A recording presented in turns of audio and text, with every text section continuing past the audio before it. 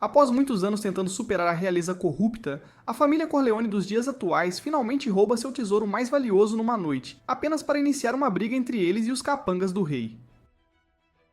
No entanto, a operação deles dá errado quando os senhores da reviravolta intervêm, e o tesouro, uma sacola cheia de cartas de pôquer, se quebra durante a fuga. Essas cartas não são as que você compra na lojinha, mas foram concedidas a este país pelo próprio Deus, e são 52, todas com códigos de trapaça instantâneos de super-heróis. No entanto, graças a esse fracasso, elas acabam espalhadas por todo o país, dando a perdedores e bandidos de rua a chance de se tornarem os grandes jogadores locais. Neste país obcecado por pôquer vive Finn, um perdedor feio, inútil e sem dinheiro, cujo superpoder é bater carteira e ser completamente sem vergonha. Certa manhã, ele embarca no maior assalto de todos os tempos, e com a ajuda de seu cão super parceiro, consegue roubar um relógio de ouro e 2 celulares de transeuntes desavisados. Após esse grande feito, ele volta arrastando-se para o orfanato onde cresceu, só para descobrir que o senhorio ganancioso planeja vendê-lo a uma máfia corporativa, já que seu pai adotivo, Lindsay, não conseguiu pagar o aluguel em dia. Em seguida, ele decide usar seu privilégio de protagonista para conseguir dinheiro, apenas para ser intimidado por crianças que o lembram de quão desempregado e sem dinheiro ele realmente é. Ele os ignora e vai a uma loja de penhores com todos os seus bens mais valiosos, esperando conseguir pelo menos $1 milhão em troca e salvar sua casa, só para descobrir que foi enganado, apesar de se autoproclamar um mestre golpista. Acontece que o suposto relógio de ouro que ele roubou não é de ouro, e os celulares que ele furtou não podem ser revendidos. Assim que fica óbvio que sua sorte está na sarjeta, ele muda de carreira e faz o que faz de melhor, se despir. No entanto, quando ele tenta vender suas roupas sujas e fedorentas por míseros trocados, o dono da loja encontra uma das 52 cartas de pôquer no bolso e menciona que vale muito dinheiro, mas ele invoca seu pão duro interior e se recusa a negociar. Em seguida, o dono deixa claro que não tem interesse nele sem dinheiro e expulsa sua existência inútil da loja. Esse fracasso total leva o idiota à versão paródia de Las Vegas da terceira série, onde ele espera aproveitar sua sorte e, surpreendentemente, se destaca. Depois de nocautear alguns pirralhos ricos e mimados nas primeiras rodadas de pôquer, um velho feio aparece, que parece a versão faça você mesmo do Wolverine, e suga toda a sorte dele num piscar de olhos. Depois de espancar Finn até não poder mais, esse cara vai para algumas máquinas caça-níqueis e começa a ganhar ainda mais dinheiro. Finn o segue, esperando mostrar quem é o chefe maior, pelo menos em golpes, apenas para se tornar um motivo de chacota. Depois de perceber que não pode vencer esse senhor da boa sorte, ele tenta fazer parceria, mas o velho fedorento o rejeita. Ouvindo isso, Finn percebe que sua única chance de salvar seu orfanato é roubar desse cara. Mas seu idiota acaba esbarrando em alguns perdedores e o transforma numa sensação da noite para o dia no cassino. Após sua grande vitória, o velho atrai a atenção do gerente do cassino, que o convence com a promessa de tratamento VIP, apenas para levá-lo a um depósito caindo aos pedaços. Lá, ele tenta revistá-lo em busca de truques, especialmente suas luvas suspeitas, que o gerente assume estarem por trás de suas vitórias. Contudo, assim que a imitação de Wolverine junta as mãos, seu código de trapaça de boa sorte ativa novamente e quem tenta revistá-lo é arremessado pela janela. Enquanto isso faz o gerente se perguntar se ele está drogado, seu guarda-costas revela a maior reviravolta de todos os tempos. Uma carta muito parecida com a de Finn, e também coloca suas luvas Gucci, fazendo o gerente se perguntar por que ele está transformando seu interrogatório num desfile de moda.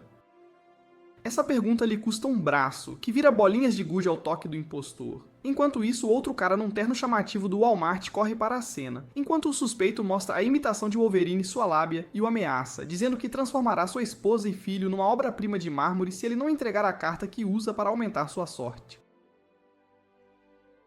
Com sua vida e tudo mais em jogo, ele rapidamente desfaz sua mágica e transforma as luvas de volta em sua carta, fazendo o impostor fantasiar sobre sua próxima promoção. Contudo, o cara chamativo aparece e estraga a festa com um tiro de sua arma, explicando que ele também precisa de uma promoção. O impostor desvia do ataque e transforma a arma do cara chamativo num jogo de estilingue, apenas para sofrer dano cerebral com o próximo chute. Enquanto esse novo cara tira uma carta e também coloca suas luvas de lojinha, Finn se pergunta quando o pôquer ficou tão violento.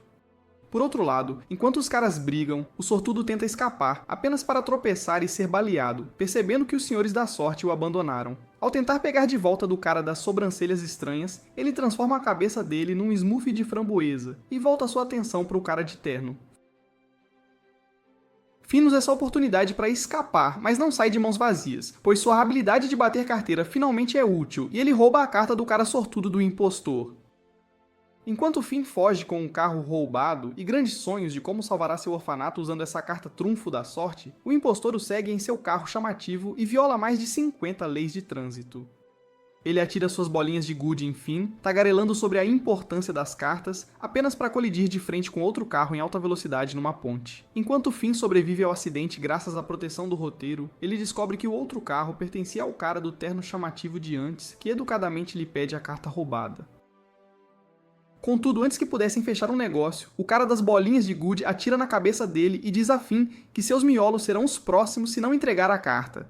Cansado de sua tagarelice, Finn finalmente tira sua carta, dando-lhe o choque do século, e também coloca suas luvas Gucci enquanto uma pistola se materializa em sua mão. Assim que o outro cara atira sua bolinha de gude em Finn, ele também atira, o que perfura a bolinha e raspa o braço do cara, essencialmente o desativando. Contudo, antes que Finn possa seguir com sua vida, o cara chamativo acorda dos mortos, perguntando se Finn também é um jogador, e aponta sua arma para ele, dizendo que precisa roubar a carta da sorte dele, mesmo que isso o mate. Enquanto os dois continuam a trocar olhares como amantes predestinados, o cara chamativo começa a tagarelar sobre como Finn não deveria roubar dos outros, quase como se ele mesmo não estivesse num assalto de pôquer, apenas para Finn apontar sua arma para ele e ameaçar atirar.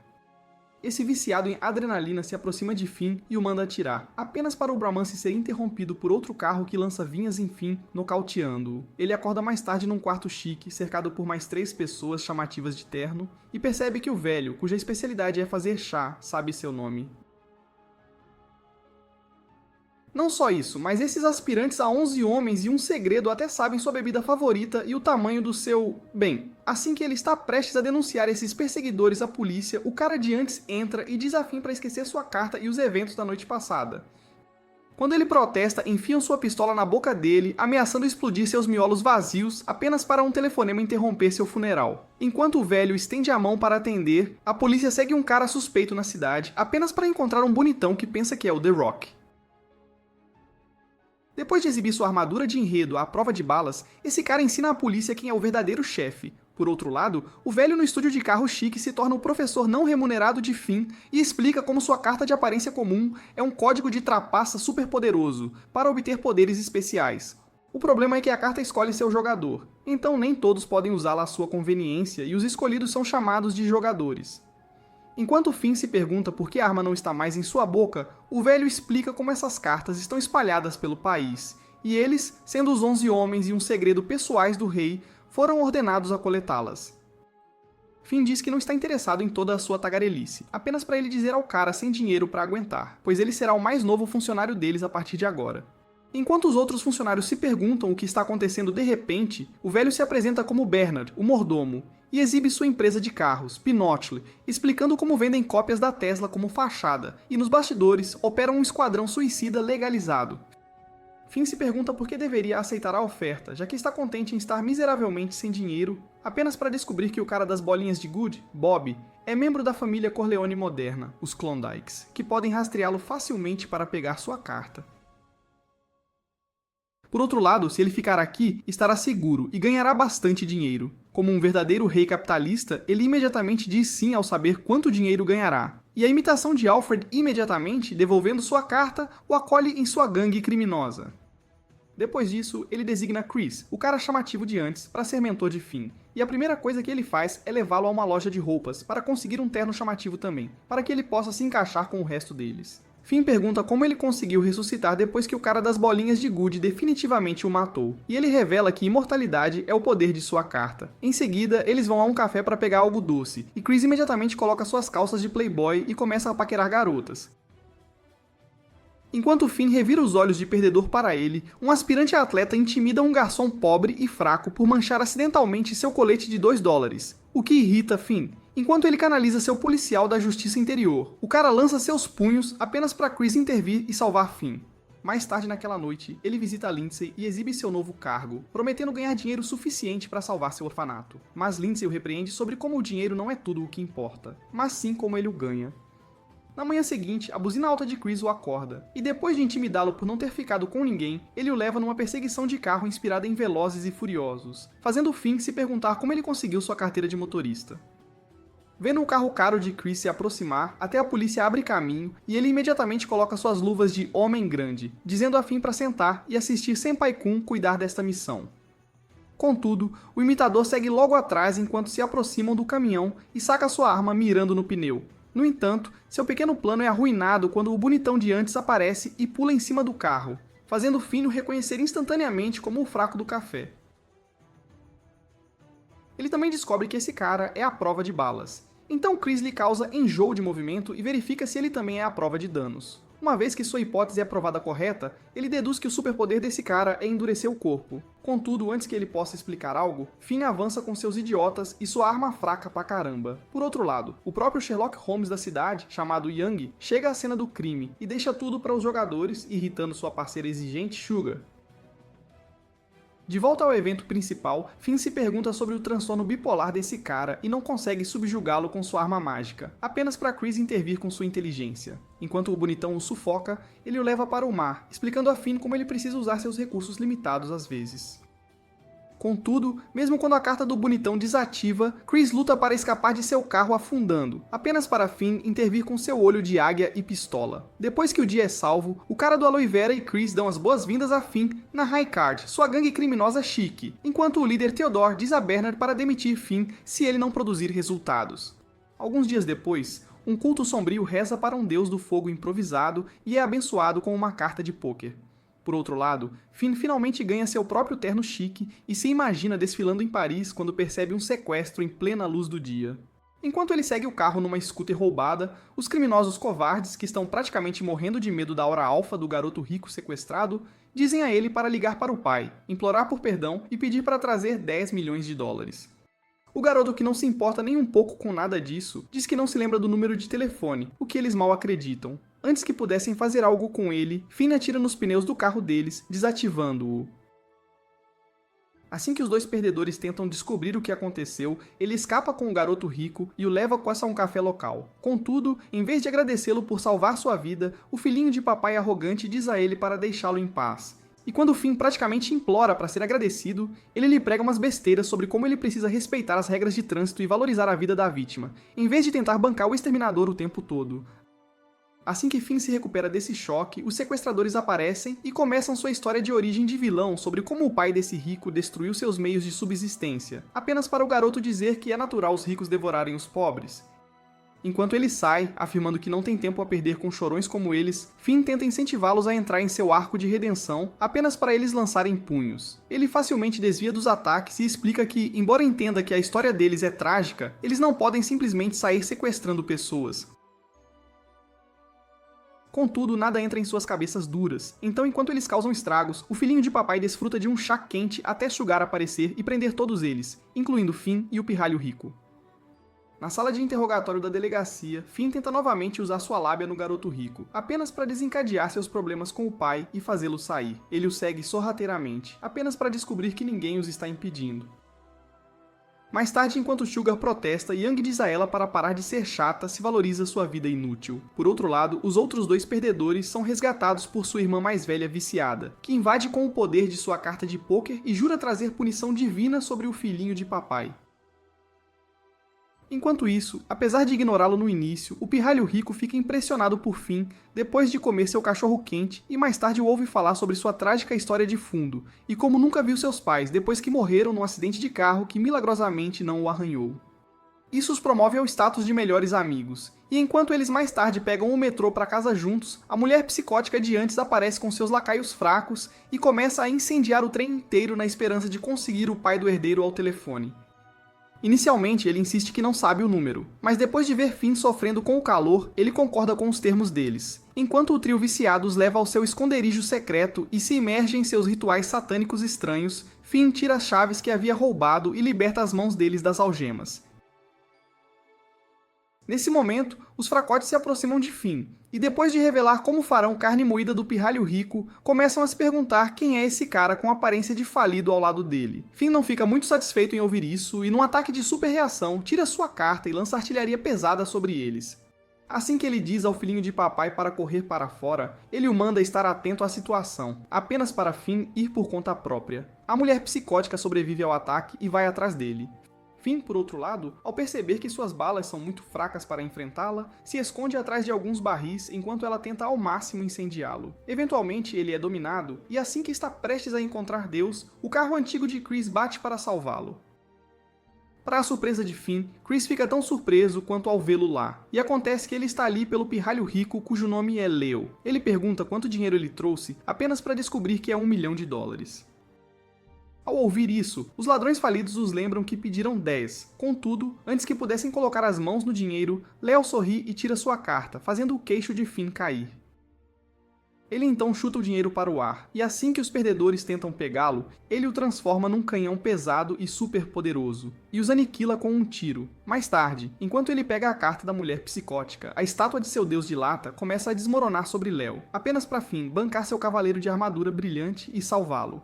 Em agradecimento, ele coloca um curativo no rosto dele, alegando que não precisava de sua ajuda, deixando Finn feliz de qualquer maneira. Mais tarde, seu queixo cai pela enésima vez naquele dia, ao descobrir que Leo, apesar de ser um total camarão, é o gerente de sua filial principal e filho de seu líder, Theodore.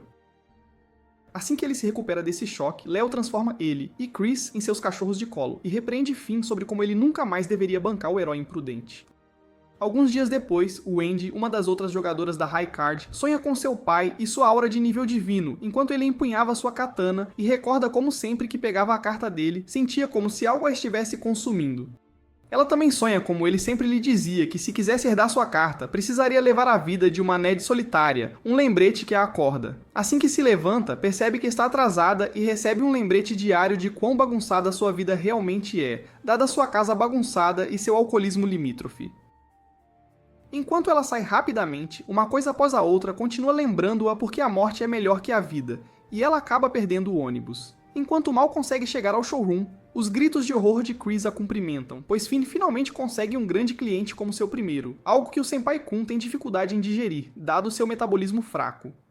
Ele tenta monopolizar o crédito e culpa suas habilidades de sedução de primeira linha por isso, apenas para Finn lembrá-lo de que isso só o ajuda a pegar garotas, não a conseguir clientes. Naquela noite, enquanto o grupo vai a um pub local para celebrar, Wendy toma um drink após o outro, e Chris pede seu milkshake de chocolate extra doce de sempre para realizar seu sonho de ter diabetes. Assim que ele explica a Finn como deixar Wendy sacar sua espada é considerado o maior tabu na Pinóquio, ela fica bêbada e começa a falar umas besteiras sobre como sua vida é lamentável. Vendo isso, o cara do Aloe Vera VJ e Leo fogem da cena, deixando-a bêbada para a dupla de idiotas. Ela tem o mesmo sonho no dia seguinte, mas desta vez diz a si mesma que não é seu pai. Essa única afirmação a ajuda a evitar todas as reviravoltas daquela manhã. Ela consegue chegar ao trabalho a tempo, apenas para descobrir que Chris está em missão hoje, e Finn está fazendo um test drive com seu futuro Sugar Daddy, por isso ela ficará no showroom e Vijay sairá para ajudar Chris em caso de emergência. Assim que ela amaldiçoa sua má sorte, o telefone toca, e ela engasga ao ouvir a voz de Chris enquanto ele coloca no viva voz, enquanto fala com os ladrões durante um assalto a banco, posando como civil. Assim que eles baixam a guarda, ele os chuta em seus rostos feios e dois reféns estúpidos tentam usar essa chance para fazer sua grande fuga. Ele acaba bancando o herói escudo deles enquanto os ladrões atiram neles e se transforma numa bagunça sangrenta. Enquanto se faz de morto, ele pede para Wendy e Vijay irem até sua localização, pois precisa de ajuda. E apesar de ter sido mandada ficar de prontidão no showroom, Wendy decide ir para a cena do crime, dizendo que está em sua fase de rebeldia adolescente. Por outro lado, Finn usa suas habilidades de puxa-saco nível S para bajular o Sr. Apple, o ricaço que ele quer que seja seu Sugar Daddy, só para mudar de ideia assim que vê o rosto lindo de Chris enquanto o carro dele passa por eles. Fingindo dor de barriga e um ataque de diarreia iminente, ele deixa o coitado sozinho e se junta a Chris depois que ele bate o carro tentando perseguir a máquina misteriosa do ladrão. No entanto, assim que acreditam ter escapado de sua chatice, Vijay te mostra por que é chamado de cara de aloe vera, e os bloqueia com suas videiras. Eles engatam a marcha ré para enganá-lo, só para Wendy aparecer como uma chefe e finalmente ativar sua carta super poderosa. Com sua katana embainhada, ela derrota 3 dos 4 caras de capacete num piscar de olhos, e mesmo quando o último a ameaça com uma situação de refém, ela o desativa com uma shuriken de espada voadora, só para descobrir que fez uma grande besteira. Enquanto o cara de aloe vera sangra sem parar, descobre-se que o refém é o verdadeiro vilão, que por acaso é um usuário de cartas com a habilidade de usar o Jutsu Clone das Sombras. Este viciado em Naruto se apresenta como John Doe, e cria mais um perdedor como ele antes que todos eles ataquem Wendy de uma vez, Assim que é cercada, ela canaliza o poder de flashbacks e desembainha sua espada, fatiando todos os clones de uma vez. No entanto, assim que Vijay acredita que estão salvos, ela de repente ganha um novo corte de cabelo e implantes de melão, e sua personalidade muda completamente, transformando-a numa verdadeira gata.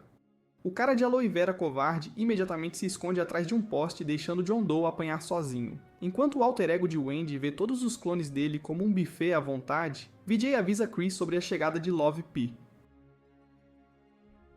Ele, por outro lado, explica a Finn como, ao desembainhar a espada dela, a personalidade mais quente de Wendy assume o controle, que não é nada além de uma chutadora de bundas fria e calculista, algo muito mais perigoso do que o John Doe deles, fraco pra caramba. De volta à cena do crime, o Reese de Love P faz John Doe desmaiar, e Vijay se torna seu próximo alvo, só para o playboy rico intervir com um armário de $1 milhão para prendê-la. No entanto, assim que acreditam tê-la pego, ela facilmente corta o cofre e desfere sua espada no helicóptero barato de Leo, transformando-o num show de fogos de artifício diurno. Enquanto ele cai em cima da almofada de segurança de Vijay, Love P decide fazer dele seu próximo aperitivo, só para uma refeição completa chegar na forma de Chris. Ela o chama de um par feito no céu enquanto continua atacando-o, e ele continua se curando. Isso não agrada a Finn, que quer Chris só pra ele, e ele atira nela até que ela solte a katana.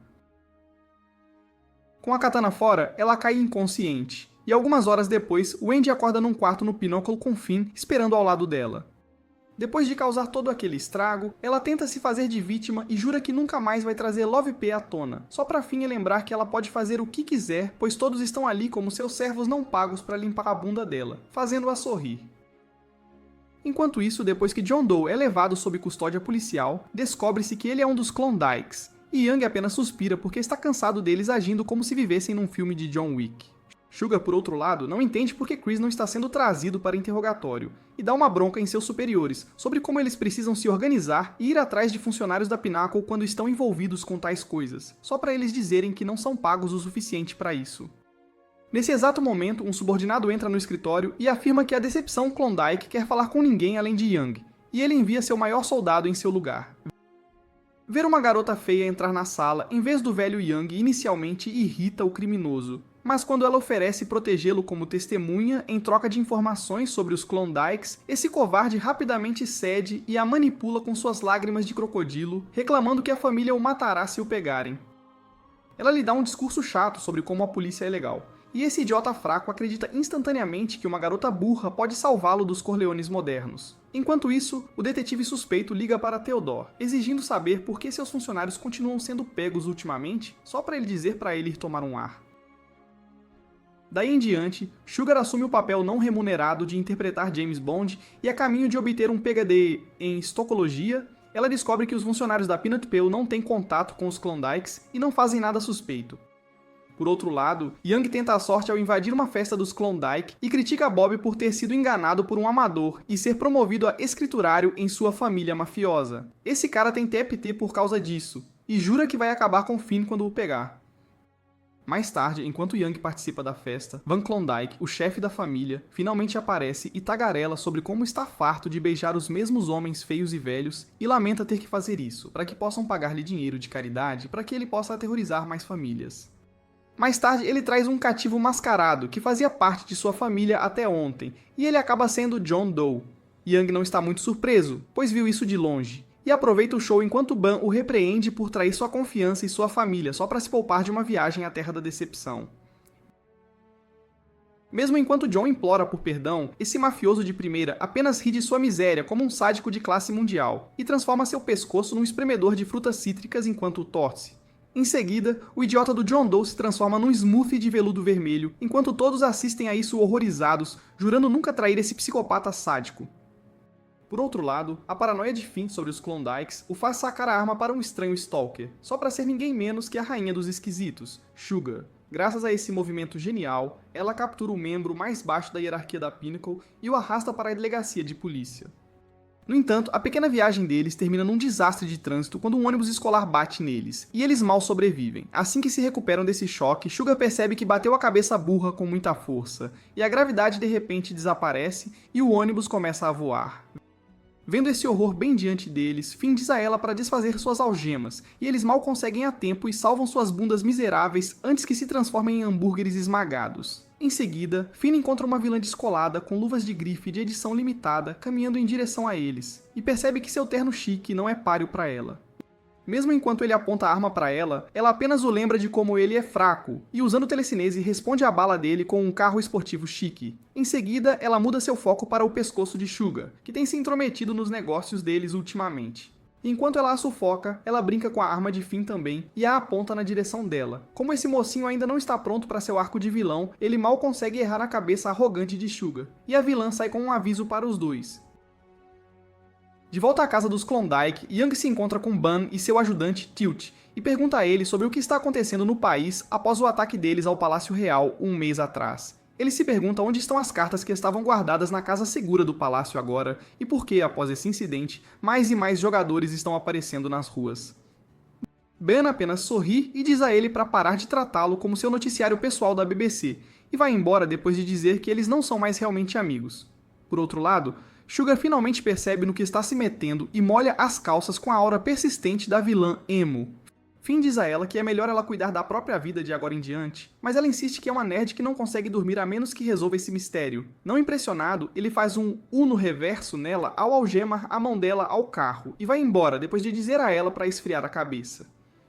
No dia seguinte, enquanto Young a pega e a leva de volta para a delegacia, essa vadia irritante ainda continua falando sem parar sobre como ela quer tratar esse mistério como BuzzFeed Unsolved. E só para de tagarelar quando ele diz a ela como John Doe, seu possível trunfo, foi encontrado morto na noite passada. Enquanto isso finalmente lhe dá o choque de realidade de que precisa, a família Klondike se reúne, e Tilt anuncia que eles tiveram que se livrar de John Doe pelo bem da família. Alguns dias depois, um tagarela aleatório revela a história do país Folland, que foi fundado depois que 4 terras tribais diferentes foram unidas em uma, após um grupo de criaturas estranhas atacar as terras e seu povo. Como esses fracotes não conseguiam afastá-los, eles invocaram os senhores dos códigos de trapaça, e um desses deuses, Lala, atendeu às suas orações. Esse cara voltou com um camarão e, sob seu governo, criou 13 cartas de pôquer sobrenaturais para cada uma das tribos, e assim reuniu uma gangue de contra-ataque de 52 cavaleiros. No entanto, esses caras não conseguiam vencer os alienígenas, nem mesmo com o poder da armadura de enredo, e o garoto camarão foi forçado a usar o poder de todas as 52 cartas para finalmente vencer a batalha.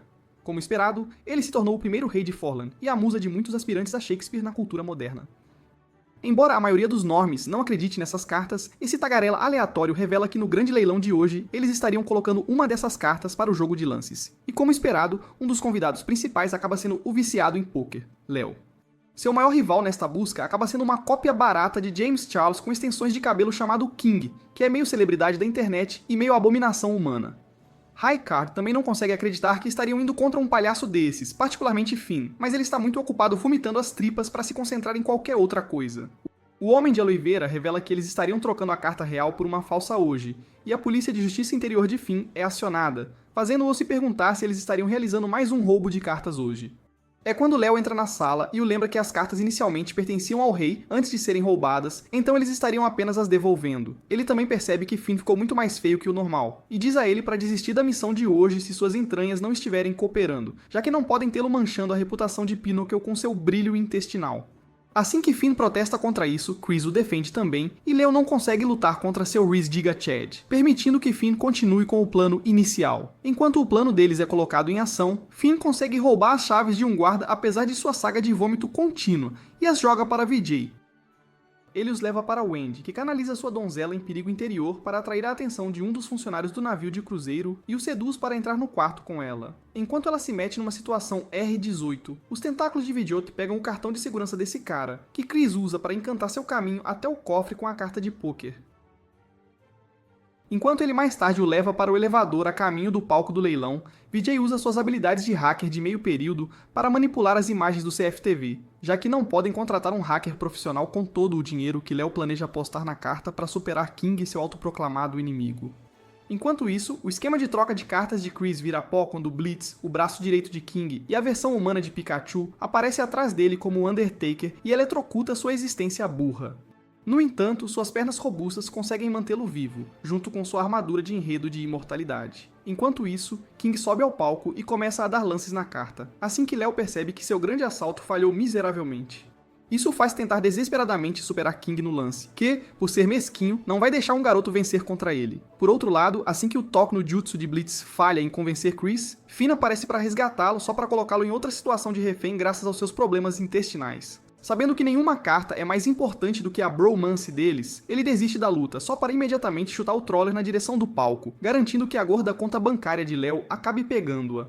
No entanto, o idiota do Finn sabota isso também, pois ele se agarra ao Troller com todas as forças e mais tarde vomita seu brilho no caro terno Gucci de Léo. Enquanto essa aprovação o alcança antes que ele possa anunciar seu lance final, King acaba ganhando por 10.000 yuans, para o grande desgosto de Léo. No entanto, antes que o palhaço possa celebrar sua vitória, a vilã descolada de Klondike entra em cena voando e usa seu imã de Reese para pegar a carta e fugir, deixando o pobre King com nada além de suas lágrimas salgadas e birras infantis. Algum tempo depois, Chris sai para testar seu Reese Sigma, só para ser rejeitado por uma garota que parece uma realeza do OnlyFans. Assim que ele está se recuperando disso, Finn entra com seu prático batedor de carteiras, só para ser pulverizado com spray de pimenta pela garota que sabe que eles estão atrás de sua carta de pôquer.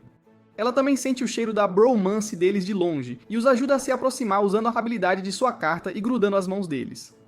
Mais tarde, apesar de reclamarem de serem forçados a beijar assim, os caras acabam compartilhando o milkshake de chocolate extra doce de Chris, enquanto o VJ usa suas habilidades de perseguição para descobrir que ela se chama Chelsea, uma autoproclamada influenciadora do Instagram. Em seguida, os dois vão para uma festa na piscina de garotas gostosas, onde Chelsea continua rejeitando garotos e dizem a ela para desfazer o aperto de mão se ela quiser sair de lá viva. No entanto, eles acabam pagando mico e se tornam o motivo de riso da festa enquanto Chelsea sai sorrindo. Sem outra opção, Chris tenta cortar a conexão deles de uma vez por todas com sua prática adaga, só para isso também falhar. Em seguida, essa dupla idiota segue a garota de um lugar para o outro, só para ser enganada no final e fica deitada num parque mais tarde, onde Finn menciona como ele realmente não se importa de ficarem juntos assim. No entanto, Chris tem outros planos, pois tem um encontro importante no dia seguinte, e ele tenta arrastá-lo para outro jogo de polícia e ladrão com Chelsea, só para encontrar o Sr. Apple, que fica de coração partido ao perceber que seu possível Sugar Baby já tem um cara arco-íris ao seu lado. Depois de escapar dele, eles encurralam Chelsea em algum beco, e ela argumenta que está usando sua carta para encontrar sua alma gêmea. Assim que Finn se pergunta que tipo de fantasia de Cinderela ela está vivendo, com um rosto tão feio quanto o dela, Chris tenta suborná-la com dinheiro e tratamento de princesa em troca da carta, mas ela o rejeita, chamando-o de mulherengo sem coração. O homem culto concorda completamente com ela, mas enquanto ele tenta ir atrás dela novamente, Finn o segura e o arrasta para sua casa para que possam fortalecer seu laço de amizade. Lá, depois de comer alguma comida enlatada quase vencida, eles acabam dormindo, só para Finn ser acordado assustado por um sonho estranho mais tarde. Chris percebe isso, o que os leva à sua primeira sessão de conversa séria, e ele se abre com ele sobre como tem visto um cara de armadura preta tentando matá-lo desde que ele sofreu o acidente de carro que levou seus pais e irmão mais velho. No entanto, Chris está mais interessado em seu telefone e pede a Finn para nunca falar sobre o que ele verá em seu encontro amanhã. Amanhã chega, e a dupla sai para encontrar a mais nova side chick de Chris, só para o mundo inteiro de Finn desmoronar ao saber que ela é na verdade sua irmã, Michelle. Além disso, ela acredita que seu irmão Playboy está namorando Finn e pede a ele para cuidar dele, o que não lhe deixa escolha a não ser fazer o papel de um cara arco-íris. Enquanto o encontro continua, Michelle conta a Finn sobre como seu irmão é protetor e gentil, fazendo-o se perguntar se Chris tem transtorno de personalidade dividida. Quando ela mais tarde faz uma pausa para ir ao banheiro, Chris o agradece por ter entrado na brincadeira na frente de sua irmã, pois ele não contou nada a ela sobre seus negócios obscuros com cartas, o que Chelsea ouve por acaso. Ela mais uma vez repreende Chris por ser um mentiroso e um idiota triste, miserável e duas caras, com o qual ele concorda completamente. Assim que ela percebe que seu complexo de Deus é a prova de balas, Michelle retorna, e Chelsea é forçada a fazer o papel da outra melhor amiga de seu irmão. Ela é até convidada a acompanhá-los em seu encontro no parque de diversões, o que a garota snob acaba gostando. Enquanto o sol começa a se pôr, Michelle pede a Chris para andar na roda gigante com ele, mas ele a rejeita e promete guardar para a próxima vez. Quando Finn tenta convencê-lo a ouvi-la, ele diz a ele para não se intrometer em seus assuntos de família, levando a uma briga de amantes que é interrompida quando Michelle de repente desmaia. Assim que Chris perde completamente a calma com isso e sua persona de Playboy desaparece, Chelsea solta a mão dele da de Finn, e ele leva Michelle freneticamente para o hospital mais próximo, lembrando como ela tem a mesma doença genética que a mãe deles e não tem muito tempo de vida. A pobre garota mal sobrevive depois de ser ressuscitada no hospital, e enquanto Chelsea e Finn a fazem companhia, os médicos dão uma notícia horrível a Chris sobre a condição dela que está piorando. Ao ser perguntado sobre isso mais tarde, ele mente que está tudo bem, só para Chelsea chamá-lo de mentiroso mais uma vez. Ele a lembra que é apenas um homem vazio que pode facilmente colocar outra máscara mesmo que perca a irmã. Mas agora que ela viu que ele é capaz de mostrar emoções humanas, ela diz a ele que ele vai mudar um dia. E quando ele mudar, ele pode ter a carta dela, uma oferta que ele aceita imediatamente. Alguns dias depois, a mesma cena se repete no sonho de Finn enquanto ele anda de ônibus. E ele imagina o cara de armadura preta tentando acabar com sua vida inútil dentro de uma casa em chamas. Enquanto isso, o Sr. Apple traz sua curiosidade ao showroom da Pinnacle e pergunta por Finn, só para ficar completamente desinteressado ao ser cumprimentado pelo delineador feio de Chris. Ele diz a ele que seu Sugar Baby está de folga hoje e tenta esclarecer que eles não estão se pegando pelas costas dele, mas Apple já teve o suficiente de sua tagarelice e diz a ele para sumir. Por outro lado, Finn visita seu orfanato com um buquê e é recebido com uma sequência de ação legal de WWE, enquanto um garoto novo com habilidades sociais de nível lixo chamado Sam é intimidado a brincar de pega-pega com o resto das crianças feias. Lindsay vem em seu socorro e o garoto rapidamente foge depois de pegar seu livro de suporte vital. Finn usa essa chance para lembrar seu pai adotivo que ele está envelhecendo e o tranquiliza de que Sam vai se ajustar em algum tempo. De volta à casa dos Klondike, o mafioso chamativo fica triste que a decepção da família, Bob, não apareceu para o almoço depois que ele levou seu tempo para escolher um waigu de primeira para encher suas entranhas inúteis. Ele tagarela sobre a importância da família e como se deve sempre aparecer, enquanto os outros agem como se estivessem interessados em sua bobagem só para manter seus empregos. Enquanto isso, Finn usa suas habilidades de Rizzler de lixo para impressionar Sam só para ser rejeitado como sempre. No entanto, como ele está acostumado a isso e é ridiculamente sem vergonha sobre isso, ele começa a pregar a importância dos laços familiares para Sam e narra sua história triste sobre como ele costumava estar na mesma situação que ele quando veio para este orfanato sem paz, dinheiro ou mesmo memória. Tudo o que ele tinha era uma carta de pôquer de segunda mão que os outros frequentemente roubavam dele, só para Lindsay intervir e salvá-lo deles. Assim que ele desenvolveu um apego não saudável à sua figura paterna, sua vida no orfanato se tornou suportável e ele começou a considerar todos sua família. Quando essa história trágica não inspira o garoto metido, Finn mostra a ele seu maior tesouro, um esconderijo secreto que, para a surpresa de todos, o conquista. Mais tarde, enquanto todos celebram o aniversário de Lindsay com presentes de terceira série e pinturas horríveis, Finn tenta conquistá-lo com o avental de grife, mas o bonzinho o leva para a cozinha e diz para ele parar de vir visitá-lo agora que se formou. Enquanto isso despedaça o pobre coração de Finn, Bob aparece para estragar ainda mais seu humor com aquele sorriso nojento e terno feio pra caramba. Lindsay assume que ele é colega de Finn, e quase vira um desastre de mármore humano, mas Finn intervém com sua arma de loja de $1. Com a festa quase virando um funeral, Finn diz a Lindsay para levar as crianças enquanto ele lida com Bob e seu chilique. Ele pergunta por que ele está ali, mas Bob explica que é apenas um cara super mesquinho e não o deixará em paz até que pare de ficar ressentido por ter perdido para um amador. Ele também reclama que o pirralho dele o fez perder o melhor lugar na mesa de jantar da família e o transformou no alvo das piadas. Com isso, ele tem mais um chilique emo e incendeia o quarto, sorrindo como alguém que deveria estar num hospício.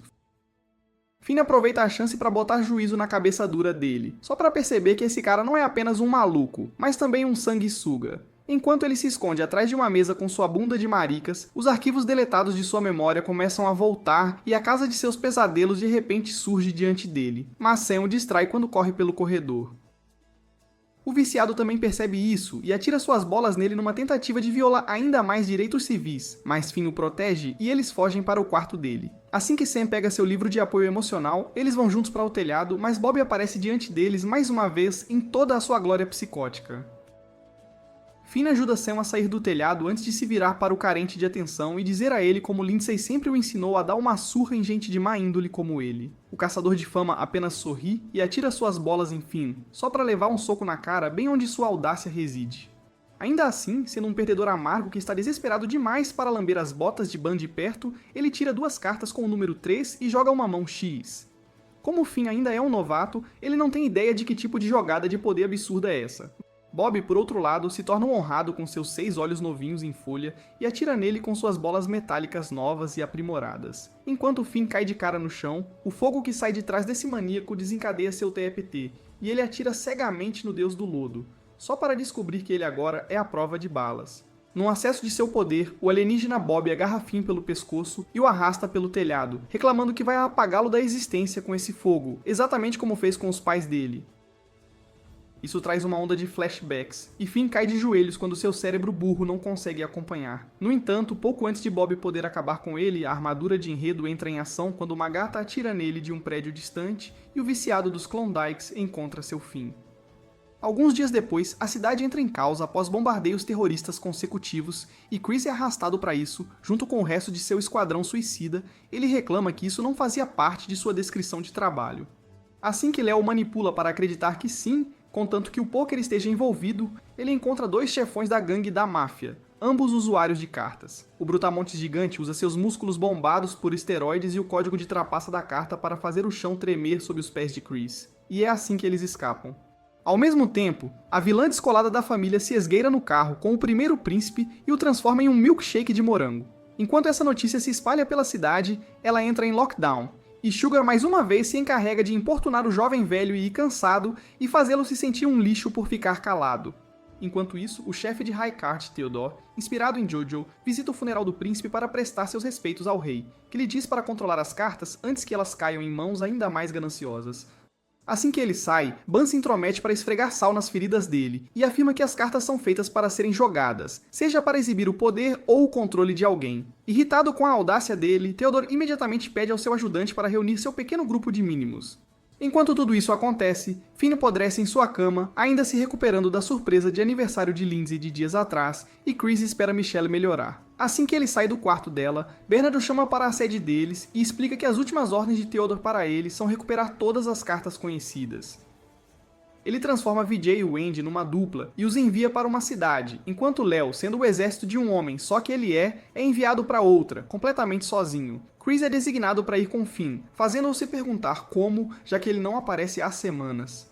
Nesse momento, Bernard atualiza a descrição de trabalho dele para a babá de Finn e o repreende sobre como ele deveria cuidar dele, já que eles são namorados, amigos. Enquanto isso, assim que Finn se afoga em mais um colapso mental, ele é interrompido por Chris, que lhe diz que o trabalho está chamando.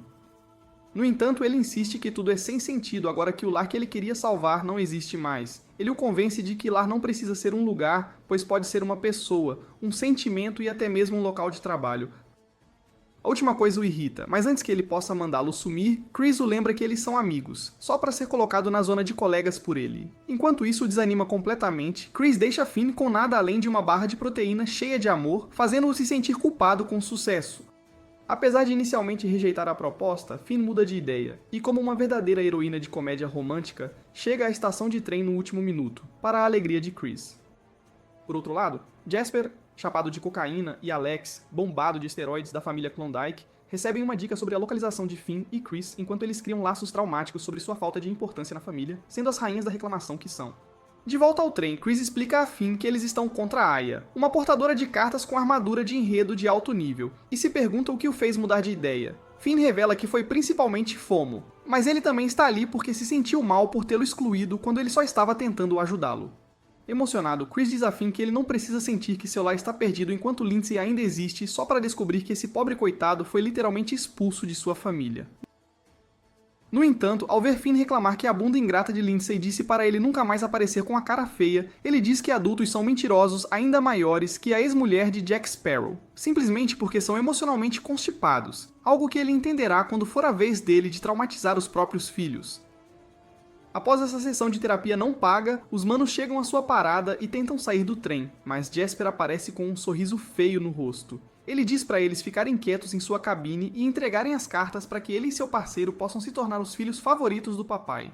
Caso contrário, eles fariam um chilique e jogariam uma pedra no trem, matando todos os personagens secundários a bordo. Chris o lembra que ele mesmo se tornaria um desses personagens secundários, dando ao Sr. Sherlock a revelação de uma vida. Uma vez estabelecido que esse maluco tem o QI de uma água-viva, Chris se recosta e relaxa, revelando como ele pegaria as cartas dele e de Alexei assim que o trem batesse e eles morressem.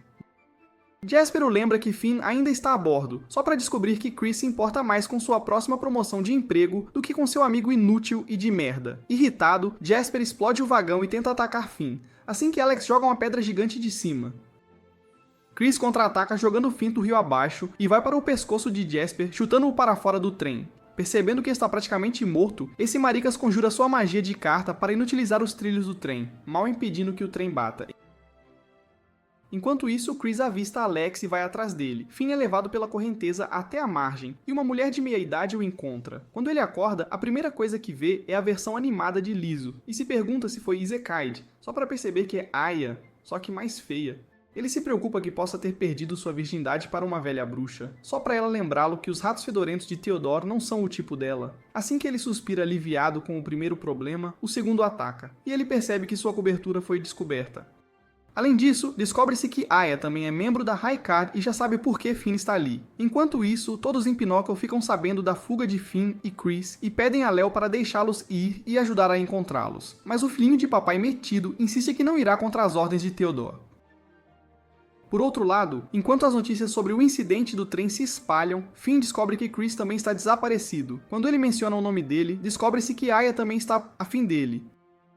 Não que o tonto do Finn perceba isso. Enquanto isso, o traseiro masoquista de Chris se vê preso dentro do centro de interrogatório de SM de Jasper e desfruta completamente de ser torturado, para grande aborrecimento de Jasper. De volta à cabana de baixo orçamento de Aya, Finn finalmente silencia seu introvertido interior e pergunta sobre sua trágica história. Começa quando ela ainda era gostosa o suficiente para desfilar no show da Victoria's Secret e estava chapada com a adrenalina que sentia ao matar inimigos, até que um de seus amigos teve o mesmo destino. A tragédia não foi a morte em si, mas o fato de que Theodore, com sua liderança constipada e regras rígidas, negou a ela um mês de férias para lamentar e a forçou a trabalhar apesar de tudo. A situação só piorou quando Chris sofreu um acidente com risco de vida, e seu pai, Tyler, um dos amigos de Aya, tentou salvá-lo usando uma mão X, mas o arrogante idiota apareceu com suas regras de merda mais uma vez. Ele chegou a ameaçar acabar com a vida de Chris sozinho, mas acabou pisando no último nervo de Aya. Farta de suas besteiras, ela finalmente deu uma surra nele pra valer e permitiu que Tyler tentasse, só pra sua jogada de mestre se voltar instantaneamente contra ele e matá-lo. Depois disso, Aya questionou se o que ela fez estava certo e caiu num poço profundo de depressão. No entanto, em vez de procurar um terapeuta como uma pessoa normal, ela escolheu virar uma mendiga e se instalou nesta pousada, caindo aos pedaços e sem aluguel. De volta ao presente, depois de confessar que não simpatiza nem um pouco com ela, porque está tentando se manter fiel à imagem de protagonista legal e moralmente ambíguo, Finn decide ir embora, e Aya, finalmente impressionada, tenta conquistá-lo. No entanto, ao perceber que o imã de Reese está desatualizado, ela lhe entrega sua carta de pôquer, tentando desempenhar o papel de amiga compreensiva para Theodore. Ao mesmo tempo, a boca grande de Jasper revela a Chris que Alex está à beira do rio para encontrar Finn e fazer um mural sangrento dele, o que finalmente o faz quebrar seu personagem de brincalhão e dar uma cabeçada no perdedor. Nesse momento, Alex sacode o chão com suas coxas grossas e joga o idiota do Finn para dentro da cabana de Aya. A mulher falida fica furiosa porque não pode pagar a manutenção e tira as coisas das mãos inúteis de Finn para as dela. Como sua habilidade a torna um ímã de merda literal, ela esmaga a cabeça gigante de Alex com uma pedra enorme e empilha sua existência lixo com qualquer lixo que encontra, só para perceber que foi tudo em vão. Enquanto esse cara se liberta e vai para o ar livre, Finn tenta usar sua carta fraca pra caramba só para ter mais um lembrete de ser inútil pra cacete. Enquanto Alex cava um buraco grande o suficiente para caber Aya e tenta esmagá-la, Chris aparece para salvar o dia num carro velho e bota juízo na cabeça do gigante idiota. Aya termina o trabalho para impressionar Chris também, e depois de devolver a carta a Finn, pergunta se aquele é o filho de sua falecida amiga, assim que ele acena com a cabeça e se aproxima de Chris para um abraço de "que bom que você está seguro". Ele aponta a arma para ele como um maníaco e atira, finalmente entrando em sua era de vilão. Enquanto o passado de Chris se desenrola, descobre-se que ele é o verdadeiro alfa que só quer salvar a vida de sua irmã em troca da sua própria. Tudo começou quando, depois de um longo dia de diversão com a família, ele acordou num quarto de hospital com o corpo morto do pai deitado bem ao lado dele. Isso o deixou com tanto trauma que sua personalidade deu uma reviravolta completa, transformando-o em Johnny Bravo. No entanto, só ter Reese não é suficiente para tratar seu TEPT, então ele assumiu a responsabilidade de ser o médico de Michelle também. Enquanto ele segue por esse caminho de vilania, Finn acorda e se encontra no showroom de Pinóquio, achando difícil digerir que acabou de ser dispensado da pior maneira possível. Para piorar, Leo invade o local naquele momento, perguntando sobre os planos e o paradeiro de Chris, com medo de que seu pai o deserdasse se descobrisse que um de seus homens fugiu com suas preciosas cartas. Percebendo que Finn é tão sem noção quanto ele, o garoto finalmente recua e revela que Chris foi expulso da gangue criminosa deles. Como sempre, Finn tenta implorar para ele mudar de ideia, mas sem sucesso. Na verdade, ele descobre que ele e o resto da gangue estão atualmente estacionados no Palácio Real para proteger o rei estúpido e fraco e seus príncipes feios, simplesmente porque Theodore é emocionalmente tão atrofiado que não permite que eles ajudem um amigo. Ao mesmo tempo, o rei do esgoto, Ban, dá uma bronca em seus lacaios sobre alguma besteira e atribui à vilã Emo a tarefa de lidar com Chris. Por outro lado, Chris se encontra com Chelsea para sua dose diária de gatas. Ela lhe traz roupas novas e exige saber o que ele está fazendo depois de ver os ferimentos nas costas dele. Quando ele se recusa a se abrir, ela tenta usar a carta dela nele, mas ele a beija enquanto tenta manter sua imagem de pegador. Ela o esbofeteia, mas ele apenas sorri para ela, admitindo que a comunicação nunca foi seu forte. No entanto, antes que Chelsea possa resolver esse problema para ele, Sugar a atrapalha com sua gangue de pistoleiros, todos os quais abrem fogo contra Chris sem aviso. No entanto, antes que a coisa desande, a vilã Klondike usa sua aura intensa para desinflar o policial e diz a Chris para seguir em frente. Enquanto isso, Lindsay finalmente aparece para ter uma conversa franca com Finn, e diz a ele que precisa parar de se afogar em autopiedade e seguir com a vida, encontrar um novo lugar para pertencer e parar de ser obcecado por ele. Ele ainda lhe mostra uma carta e um cheque de doação que Chris deixou para o orfanato e pergunta se esse cara é alguém que ele pode chamar de lar. Assim que ele admite silenciosamente que sim, Finn percebe que Chris também tem uma família, que é Michelle, e acaba ligando todos os pontos. Com seu último neurônio finalmente funcionando, ele corre para o hospital, percebendo que Chris tem coletado cartas silenciosamente para jogar uma mão X e salvar Michelle. Enquanto isso, o mafioso e sua gangue invadem o Palácio Real, que Léo e companhia são forçados a defender.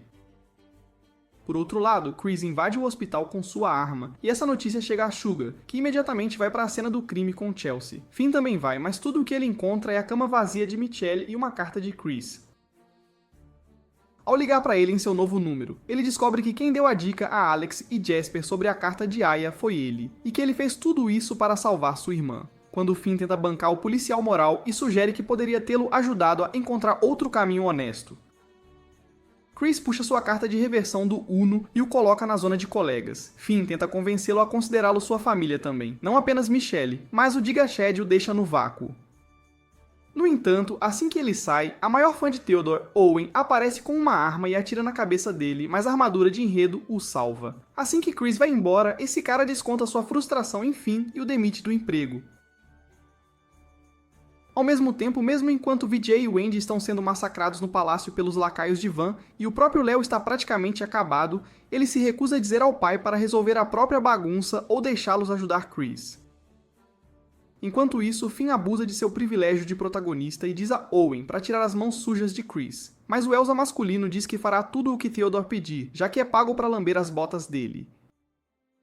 Ele ainda o avisa para não interferir nos negócios deles, mas Finn diz que não pode impedi-lo, só para receber um choque de realidade de seus homens de preto mais tarde. Mais tarde, enquanto esses caras estão se livrando dele para sempre, Sugar entra como sua salvadora e usa sua carta de polícia para assustar aqueles brutamontes.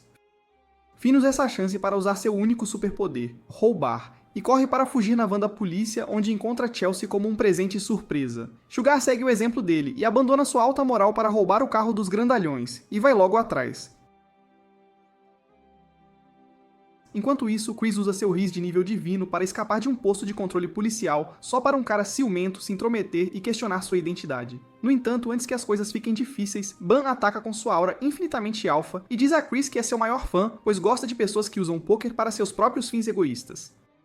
Ao mesmo tempo, Chelsea e Finn deduzem que, sendo um romântico incurável, rei do Riz que ele deve estar indo para o Parque da Roda Gigante para realizar seu ritual de voodoo.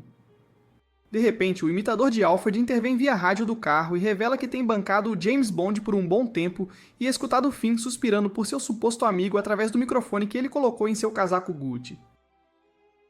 Assim que Finn cora, ele pergunta se ele está realmente preparado para fazer do rei e de sua ex-família policial do poker inimigos só para salvar Chris. Mas Finn diz que sim, já que eles são amigos. Essa confissão de amor é rudemente interrompida pela garota Emo Klondike que incendeia o carro de Finn, mas não importa porque é roubado. No entanto, antes que as coisas fiquem muito fora de controle, Chelsea o arrasta para o outro lado da ponte ao custo de sua coxa suculenta, enquanto o S, único dos vilões, os toca de longe. Assim que Chelsea diz a Finn para deixá-la para trás e ir atrás do perdedor burro, Bernard informa Léo sobre o plano estúpido atual de Finn. E ele implora ao pai metido para deixá-lo ir atrás de Chris também. Mas o idiota constipado o força a seguir suas amadas regras. Essa falta de empatia finalmente aciona o rebelde há muito tempo morto de Léo, e ele usa o poder da amizade para invocar alguns mísseis para atirar no inimigo, eliminando-os em um único movimento. Ele então invade a sala VIP onde seu pai covarde está escondido com o rei e os príncipes perdedores, só para descobrir que foi enganado em grande estilo, pois a sala está vazia. Graças a essa traição de uma vida, ele diz a Vijay e Wendy que eles iriam atrás de Chris agora que limparam toda a bagunça da realeza. Enquanto isso, assim que o garoto Rizzler chega ao parque temático de Alto Morte, o caminho de Finn até Chris é interrompido pela vilã Emo mais uma vez. No entanto, pouco antes de ela fazer um corte Julian da existência perdedora dele, Love P ataca com seus canhões quentes de fanservice e começa a molhar a calcinha, as calças, só de pensar em provar um pouco de sangue e ossos com sabor emo. Assim que as duas vilãs começam a se estapear, Sugar tenta se juntar à festa, mas a garota emo diz que ela não tem Riz suficiente para se juntar a elas. Nesse momento, Young chega com seu Riz de vilão de alto nível e atira na cabeça de Love P logo depois que ela corta Mistress, e diz à amadora como se faz.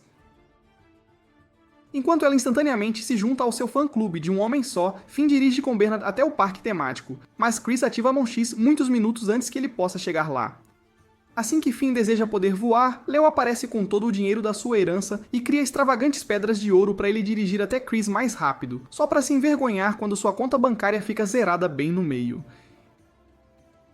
Enquanto isso, Chris lentamente começa a se transformar num zumbi. Bernard canaliza seu taco escondido e entrega a Finn seu cartão antes de arremessá-lo no ar. Finn, que esqueceu que não é um pássaro com asas, faz Newton se revirar no túmulo ao desafiar a gravidade e permanece no ar tempo suficiente para tagarelar sobre como é fraco e inútil. E ainda assim, ele faria o movimento final na missão de parar a palhaçada do Chris. Ele então atira direto na bolha da mão X e derruba um dos 4 cartões que Chris estava usando, desfazendo sua bruxaria com sua bala mágica. Surpreendentemente, porém, Michelle ainda é milagrosamente salva. E enquanto Chris desmaia, Finn e companhia celebram enquanto ele fica pendurado nas videiras do Vijay. Dias depois, quando Chris acorda, ele descobre que tanto ele quanto Michelle sobreviveram, só para quase ter um ataque cardíaco ao saber que seu castigo por ir contra o autoproclamado padrinho deles é se tornar o Júnior de Finn no Pinóquio, o que fere seu frágil ego masculino. Enquanto isso, apesar de escapar do ataque fatal de Love P, o vilão emo de Klondike é esfaqueado pelo Cavaleiro das Trevas dos Pesadelos de Finn em algum esgoto. Dias depois, com Chris já recuperado, a nova e melhorada Liga da Justiça faz cosplay de Maverick, e vai atrás de outro usuário de cartas renegado que pode voar. Finn afirma que não precisa de nenhum código de trapaça para isso, pois consegue com sua fantasia de Batman de terceira categoria, o que Chris discorda. Ainda assim, o esquadrão pula do avião quase como se estivessem todos cansados de viver, e Finn mostra sua arma de brinquedo para condenar o aspirante a Superman ao inferno. Alguns dias depois que Finn saboreou seu sanduíche de salsicha favorito, Chris o busca para o encontro e usa seu cartão Nepo para entrar na capital. Lá, o esquadrão assiste ao funeral do príncipe Milkshake de framboesa ao vivo na TV, enquanto Chris reclama de como suas costas doem por carregar o peso de todo o seu Riz. Ao mesmo tempo, Theodore, com sua garota favorita, Owen, visita o rei constipado que o lembra que precisam roubar todos os cartões até janeiro para que ele possa finalmente cortar a conexão entre eles e seus usuários escolhidos. Sendo o rei da bajulação, ele acena com a cabeça e promete completar esta missão. Assim que ele sai, seu maior fã tenta falar com ele, mas Owen intervém e manda ele sumir, já que um lixo como ele não pode falar com sua autoproclamada majestade. Leo lembra que estão falando do pai dele, mas Owen diz que ele tem tantos problemas com o pai que nem consegue mais chamá-lo de pai. Já que essa é a única e dura verdade contra a qual o pobre Leo não pode argumentar, ele lhe entrega a maleta cheia de cartas de pôquer e sai, assim que os 2 príncipes restantes passam por eles, competindo silenciosamente pelo concurso de design de personagem mais feio. Enquanto Young e sua irritante garotinha invadem a mansão Klondike, eles são atraídos para uma armadilha picante que aça Young enquanto ele tenta proteger a bunda inútil dela. Ao mesmo tempo, Finn visita Lindsay no canteiro de obras do novo orfanato e descobre que seu sugar daddy, Sr. Apple, comprou o terreno para ele. Emocionado, ele imediatamente sabota sua felicidade perguntando a Lindsay sobre sua família, apenas para descobrir que ele costumava ser podre de rico e tinha um irmão mais velho e pais amorosos, todos os quais foram mortos uma noite quando um incêndio irrompeu em sua casa, e o único que sobrou foi Finn, que ficou com demência infantil após experimentar esse horror. Surpreendentemente, o incêndio não foi um acidente, e ainda assim, o incendiário nunca foi pego. Após essa grande revelação, a única célula cerebral de Finn deduz que um jogador com uma mão X deve estar por trás disso. Nesse exato momento, Chris o liga e manda ele levar sua bunda mole para a estação de trem mais próxima, já que precisam colocar um gorila de volta no zoológico. Isso irrita o tal gorila, que na verdade é um jogador de cartas, e ele desconta em Chris. Enquanto isso, enquanto Finn não consegue carona por causa de seu rosto feio, Chris descobre que este jogador é basicamente o Ben 10 e pode alternar entre suas formas alienígenas. No entanto, quando ele tenta ir atrás dele, descobre que seu cartão está com defeito e que ele finalmente está provando as feridas humanas. Nesse exato momento, Finn aparece para salvar sua pele, e Chris manda ele ir atrás do aberração animal. Ele imediatamente age conforme as ordens, apenas para descobrir que o aspirante a Ben 10 já foi espetado por ninguém menos que o Darth Vader de seus pesadelos. Enquanto Finn treme por seus traumas passados, o cavaleiro de armadura brilhante engole o cartão do ex-gorila e volta sua atenção para a coexistência inútil dele, mas Chris chega a tempo e salva seu dinheiro do funeral. Percebendo que estariam fritos se ficassem ali, os covardes fogem. Assim que o fazem, Tilt e sua garota chegam e dizem ao Darth Vader para voltar para sua própria franquia. Naquela noite, enquanto Chris descobre que nem Léo nem o cara do Oliveira sabem nada sobre esse novo personagem, o mafioso viaja com seu lacaio emo favorito e diz a ele que o mundo está prestes a mudar para melhor. Alguns dias depois, uma garota perde a chance de ser atropelada pelo caminhão Kun graças a um cara local que pensa ser o Senhor Incrível. Enquanto isso, Chris se encontra com Michelle, e enquanto ela nomeia animadamente todos os lugares que quer visitar em breve, ele a observa com olhos maravilhados. Ela também percebe isso e o agradece pelo sacrifício altruísta que ele fez por ela, sem saber o quanto esse ato de altruísmo lhe custou. Mais tarde, ele diz a Finn que o próximo alvo deles é o irmão Weasley perdido que se tornou o Senhor Incrível depois que Hogwarts o rejeitou. No entanto, ele percebe que a mente de Finn ainda está no Cavaleiro Negro, e pergunta sobre isso, fazendo-o se perguntar como ele sabia. Ele o enrola com um papo de que amigos podem ler a mente um do outro, bem antes de entrarem no avião. Enquanto isso, a fedorenta da Sugar fica obcecada com quem os bombardeou na mansão Klondike Iris e descobre que essa pessoa já está morta. Com isso, ela jura se tornar a própria vingança e desvendar esse mistério. Por outro lado, Finn e Chris aterrissam na capital para sua lua de mel, e Chris explica a história do país deles e como um garoto usou o poder de todas as 52 cartas para defendê-lo contra invasores e se tornou o primeiro rei. Nesse exato momento, eles encontram uma garota sendo assediada por um cara feio e nojento, e Finn e Chris acabam brigando sobre quem a pegaria primeiro em vez de ajudar, só para o Senhor Incrível resgatá-la e transformar o idiota numa múmia. Chris fica puto ao ver que alguém o supera tanto e tenta dizer que conhece seu truquezinho, só para ele confundir Chris e seu ajudante com fãs e ir embora depois de apertar as mãos deles. Enquanto isso, a Elsa viciada tenta impressionar Theodore com o Labirinto Vermelho, um produto da habilidade de suas cartas onde ele guarda os cartões, e os dois se manipulam para acreditar que estão coletando todos eles como pokémons em nome da paz mundial. De volta à capital, enquanto Finn e Chris tentam procurar o super-herói falsificado separadamente, este último recebe outro lembrete de como sua saúde é uma merda, só para o cara do macacão aparecer. Chris manda ele entregar o cartão e fica indignado ao ouvir que esse aspirante não se lembra de seu belo rosto.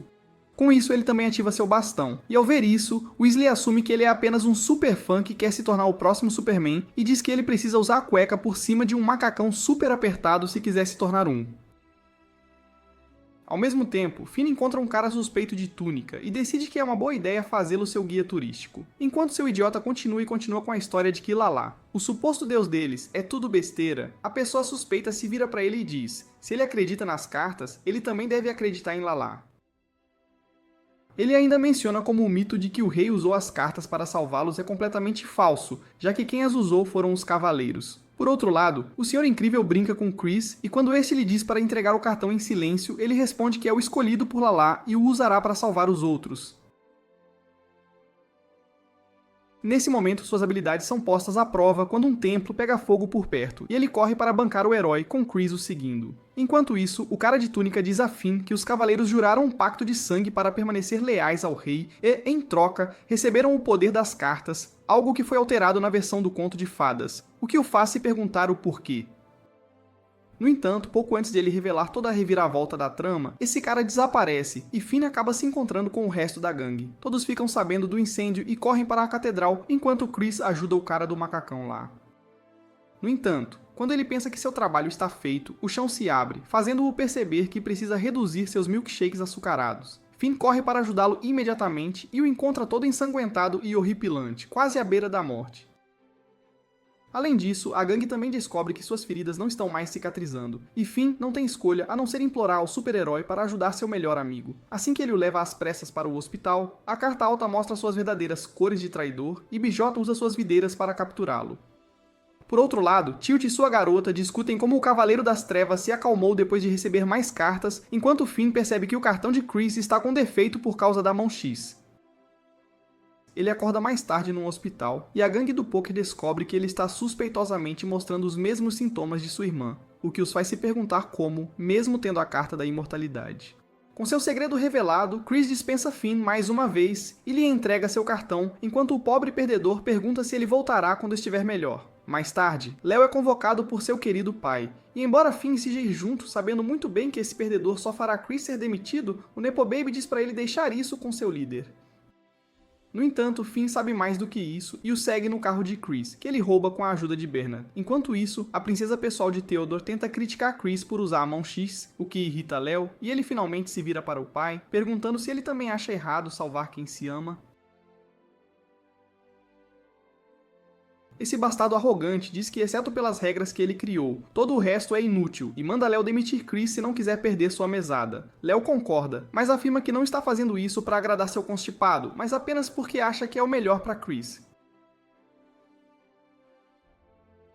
Ele também continua a tagarelar sobre como não entende o conceito de amor, o que se reflete na forma como trata seu filho. Enquanto isso, Finn chega ao território do Pinóquio e tenta seduzir a recepcionista para que ela o deixe ver o presidente sem hora marcada. Mas ela diz que preferiria ser atropelada por um trem em movimento do que por ele. Nesse exato momento, Zenon entra com toda a sua aura de Giga Chad descolado, e em vez de tagarelar como Finn, ele vai direto ao assunto e revela que é um chefão de Klondike. Com isso, ele usa suas unhas acrílicas baratas para causar estragos, dos quais Finn mal sobrevive. Depois de ativar sua metralhadora de terceira categoria, ele o segue apenas para perceber que precisará pegar as escadas. Enquanto isso, esse perdedor emo cumprimenta Theodore e sua Cinderela chique lá em cima. E antes que o imitador de Jojo possa revelar seu poder, ele usa suas unhas extravagantes para derrubar o teto mais uma vez. Apesar de Léo ser esmagado sob os escombros, Theodore ajuda Owen primeiro para ganhar o prêmio de pai do ano. Ele então pede para que o leve as cartas que coletaram até agora, pois não é mais seguro com o inimigo à espreita tão perto e sua vida em jogo. Esse idiota o leva ao Labirinto Vermelho, apenas para perceber que foi enganado por Shannon, que, além de ser um grande e gordo babaca, é um golpista profissional. Por outro lado, quando Finn finalmente chega ao último andar, ele encontra Léo lá, e os dois acabam discutindo se estão sendo esmagados por escombros ou queimados por fogo. Nesse exato momento, Vijay chega, que percebeu que a habilidade de Zenon são alucinações via manipulação sonora, e ele estoura a bolha deles, apenas para fazê-los parecerem idiotas completos. Ao mesmo tempo, assim que Theodore se liberta do feitiço, ele é sequestrado pelo padrinho. Por outro lado, assim que Vijay está prestes a contar à idiota da Wendy sobre a habilidade de Shannon, o bastardo emo aparece e mostra a ela um apocalipse zumbi, fazendo-a desembainhar sua espada. Esse cara havia planejado usar a foto de seus camaradas mortos para manipulá-la emocionalmente. No entanto, quando Love P assume o controle, ela alegremente fatia aqueles cadáveres e se derrete pela carne emo fresca e suculenta de Shannon. Esse perdedor mal salva sua pele pelo telhado, apenas para encontrar o resto da Liga da Justiça lá em cima. No entanto, assim que eles fazem um discurso sobre como vão acabar com ele, Love P aparece e começa a acabar com eles um por um. Shannon tenta escapar em seu helicóptero enquanto isso acontece, mas a rainha do sadismo corta sua hélice. Enquanto este príncipe emo percebe o quão ferrado ele está, Love P fatia seu chapéu velho e diz que seu estilo é um pouco ruim demais para um aspirante a modelo do TikTok. Depois disso, ela continua a destruir o prédio inteiro, e Zenon mal consegue se salvar. Eventualmente, Bernard aparece e a princesa pega Finn, após o que ele revela seu cartão, que lhe dá um escudo sem graça. Assim que Finn se torna seu maior fã no mundo, Love P range os dentes e o ataca, mas ele a nocauteia. O lado negativo é que todo esse incidente é capturado por um helicóptero de notícias da TV e transmitido ao vivo. Depois disso, a Carta Alta é desfeita e com Theodore ainda cativo, todos os outros se concentram mais em suas vidas privadas, incluindo Finn, que passa seus dias com seu Sugar Daddy no canteiro de obras do orfanato.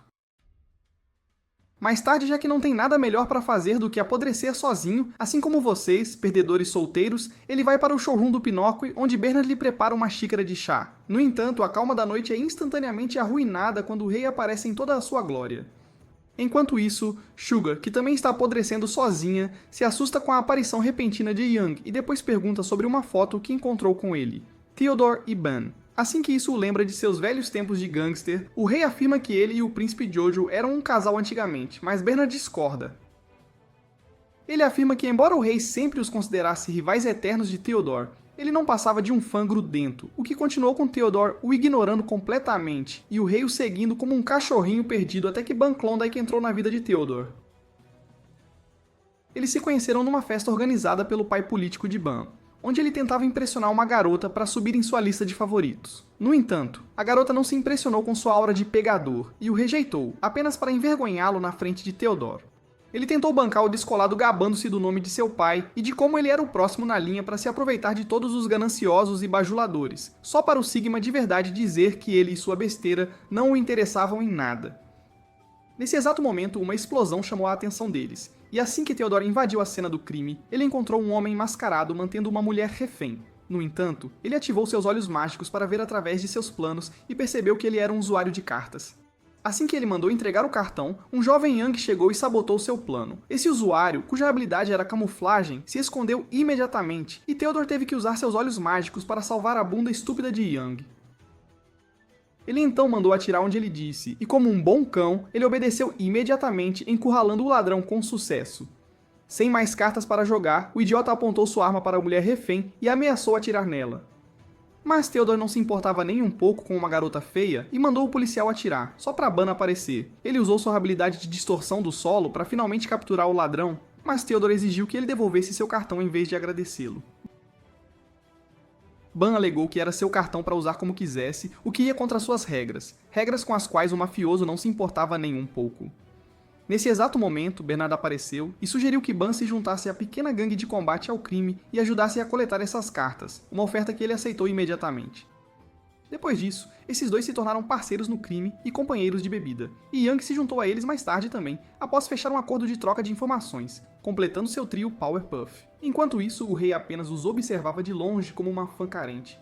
De volta ao presente, Ban leva Theodore ao mesmo lugar onde eles se separaram e o lembra de como seus olhos, que pareciam ver através de tudo, não conseguiam ver através de seu desespero. Por outro lado, assim que o rei sai do showroom após ser premiado com a honra de garota rejeitada, Finn se lembra de seu melhor amigo Chris e vai direto para o hospital. Ele então usa seu Talk no Jutsu nele mais uma vez, lembrando-o de que sempre estará esperando por ele para retornar ao showroom do Pinóquio, e lhe deixa seu cartão e algumas sementes para semear no jardim do orfanato. Enquanto isso, os melhores amigos predestinados conversam sob a luz da lua sobre como as cartas roubadas do Labirinto Vermelho estão sob a custódia de Sangalgano, aquele que talvez seja capaz de matar o Coringa. Theodore fica chocado ao saber que Ban está ciente desse segredo, e ele sorri, revelando que também sabe que o rei havia planejado usar a carta do Coringa para matar a conexão entre as cartas de pôquer e seus jogadores no dia da coroação, e é por isso que ele fará o oposto e matará o Coringa. Depois de ouvir toda a sua besteira descabida, o imitador de Jojo finalmente pergunta ao gangster qual é seu objetivo final, apenas para ouvir que ele só quer usar seu cartão o mais livremente possível depois de ter sido negado o direito de fazê-lo no dia da separação deles. Enquanto tudo isso acontece com Theodore, seu filho esforçado finalmente experimenta uma vida chata e medíocre, que ainda envolve frequentar 1 hora numa escola de ensino médio falsificada. Lá, ele se esforça para ignorar os puxa-sacos que só querem bajulá-lo por causa de suas conexões e dinheiro e evita stalkers que o fotografam por fama. A única pessoa com quem ele às vezes fala é a enfermeira da enfermaria, e ele passa o resto do tempo amaldiçoando sua impotência e o sequestro de Theodore. Isso muda quando um de seus superfãs, Francois, finalmente decide aparecer diante dele e se esforça muito para bajulá-lo, mas Léo ignora completamente graças às suas péssimas habilidades sociais. No entanto, esse cara de Lulu começa a imaginar um futuro com Léo depois disso e até o arrasta para um quarto escuro para o primeiro encontro deles. Surpreendentemente, isso o deixa de queixo caído, e depois de conseguir um monte de fotos grátis e perceber que pode simplesmente seguir a carreira de modelo se não conseguir ser o filho favorito do papai. Ele se aproxima de Francois apenas para ser atingido por um ataque de tosse logo depois. Ele visita a enfermaria mais tarde apenas para descobrir que é uma infecção viral e leva uma bronca da enfermeira por não dormir o suficiente. No entanto, o atleta durão e orgulhoso que ele é, simplesmente ignora a chance de uma terapia gratuita e não conta a ninguém sobre os pesadelos terríveis que o impedem de dormir. Com sua condição de saúde piorando a cada dia, certa noite, ele se depara com os valentões de 5ª categoria que estão atormentando o pobre François, só por ele ser um estudante bolsista e sem grana. No entanto, assim que Léo mostra sua inegável aura de garoto rico e poderoso, esses covardes e medrosos deixam o pobre rapaz em paz, sem mais problemas. Após esse incidente, ele finalmente se sente à vontade para abrir seu coração a Francois, e os dois se tornam os melhores amigos, inseparáveis, até que tragicamente, um dia, Léo morre. No entanto, como todo herói com armadura de enredo, o poder dos flashbacks o ressuscita, e ele descobre que Francois cuidou dele enquanto estava fora. Vendo isso, ele vira uma heroína de comédia romântica com problemas de confiança e pergunta por que ele está se esforçando tanto por ele, apenas para saber que é porque François acredita que ambos estão sozinhos por causa de seus problemas com o pai. Embora o irrite um pouco, ele fica quieto enquanto seu ex-perseguidor promete ficar com ele para sempre, não importa o que. Nos dias seguintes, a condição de Léo piora, e um caçador de fama o avisa sobre François e suas intenções, revelando que ele tem perguntado sobre ele ultimamente. Isso desencadeia o PTSD de Léo, então da próxima vez que ele vê esse pobre rapaz, ele tem um ataque de raiva e quebra sua câmera, danificando sua já falida conta bancária. Ele então o acusa de ser um jogador que está atrás de seu cartão, ou um puxa-saco que está atrás de seu dinheiro. Depois disso, ele o dispensa e sai da sala, lembrando a si mesmo que, com seu Rhys inexistente, ele nunca será capaz de conquistar alguém leal. Mais tarde, ele congela no frio, pensando naquela vez em sua infância quando caminhava com seu pai, falando sobre pôquer, seu tópico favorito, apenas para ser deixado para trás por seu pai irresponsável quando caiu. Isso o machuca porque tudo o que ele sempre quis foi ser um bom filho para ele, algo que ele não conseguiu fazer mesmo depois de tentar a vida toda. Assim que sua vida restante deixa este pobre rapaz, a enfermeira da enfermaria aparece e revela que ele sempre foi um jogador de Klondike enviado para matá-lo. Essa santa mãe das reviravoltas revela que sua habilidade suga a vida de um alvo se ele falar com eles por 13 dias seguidos. Com apenas 5 minutos restantes do 13º dia, este perdedor se despede do bebê Nepo, apenas para Vijay aparecer com seus tentáculos veganos e espancá-lo bem antes do relógio bater 12. Mais tarde, enquanto Vijay recupera seu lugar como melhor amigo de Léo, François aparece morrendo de medo de suas videiras e desabafa sobre como ele não pertence a um gangster superpoderoso como Léo. No entanto, agora que tem Vijay, Léo não se importa nem um pouco com seu traseiro feio e falido e dorme apertado contra seu ombro. Enquanto Vijay está cuidando deste bebê de $1 milhão, Wendy passa por uma crise de meia-idade enquanto se culpa pela queda de Raikard e jura que nunca mais invocaria Love P. No entanto, como a paz nunca foi uma opção, Chelsea bate à sua porta uma manhã com uma garota que ela adotou aleatoriamente e busca a ajuda de Wendy para mantê-la segura da polícia. Wendy entrega as chaves do carro e se recusa a deixar seu refúgio seguro, mas como os ouvidos de Chelsea funcionam ainda menos que seu cérebro burro, ela arruma suas coisas de qualquer maneira e diz a ela para ser forte em vez de chorar como uma fraca. Depois disso, elas pegam a estrada com a criança no banco de trás apenas para serem paradas em um posto de controle policial. Esses perdedores reconhecem a garota da lista de criminosos mais procurados. Mas antes que possam capturá-la, Chelsea alimenta o bromance deles, e a gangue de garotas escapa em seu carro de fuga. Mais tarde, elas param em uma lanchonete e enquanto Chelsea deixa a princesa Katana encarregada do pagamento, ela argumenta que sua existência desempregada não pode pagar um lanche agora. Enquanto isso acontece, a garota vai buscar água, apenas para acidentalmente derramá-la em um musculoso de pavio curto. Este cara imediatamente tem um ataque de raiva sobre como as crianças deveriam ser disciplinadas, já que sua mãe esqueceu de disciplinar seu traseiro arrogante e tenta bater na pobre garota apenas para Wendy chutá-lo nos testículos e ensiná-lo a lição de uma vida. No entanto, este calvário ainda lembra a garota de seu guardião abusivo, e ela não se acalma até que Chelsea lhe diga para sempre gritar por ajuda. Para que, mesmo que uma vadia fraca como ela não possa ajudá-la, um macho como Wendy sempre possa aparecer. Enquanto isso, Tilt se infiltra no Palácio Real para encontrar a carta Coringa, junto com todas as cartas em sua posse, apenas para seu plano de saúde desatualizado o trair. Justo quando mais fraco, Yang aparece com seu mini exército de lacaios e o captura, apenas para perceber que era sua amante o tempo todo. Por outro lado, enquanto a garotinha dorme à noite, ela se lembra de como sua habilidade de tirar a vida de quem ela odeia matou seu guardião depois que ele a abusou pela enésima vez e se sente culpada por isso. Como Wendy também carrega sua boa dose de culpa no momento, ela a segue quando ela sai para tomar um ar fresco. Elas conversam sobre como Wendy se sente fraca porque foi amaldiçoada com uma carta tão poderosa que não consegue controlá-la. E a garota confia nela sobre como ela matou seu guardião, apesar de não querer, simplesmente porque não conseguia controlar sua habilidade. Após essa sessão de terapia gratuita, as garotas prometem crescer fortes juntas, enquanto Chelsea escuta toda a conversa.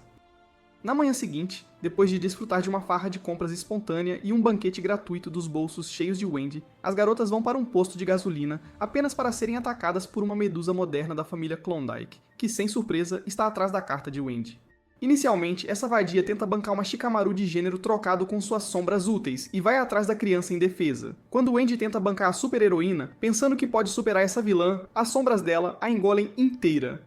A garotinha tenta desesperadamente salvá-la, mas sem sucesso. No entanto, quando tudo mais falha, ela invoca seu demônio interior, e depois de toda aquela conversa de boca grande, Love P rapidamente salva seu traseiro perdedor. Sendo a rainha da destruição, ela incendeia o lugar inteiro, e a Medusa de Araki tira o casaco, esperando por fanservice para salvá-la de ser cozinhada. No entanto, Love P não se importa nem um pouco e corta seu pescoço.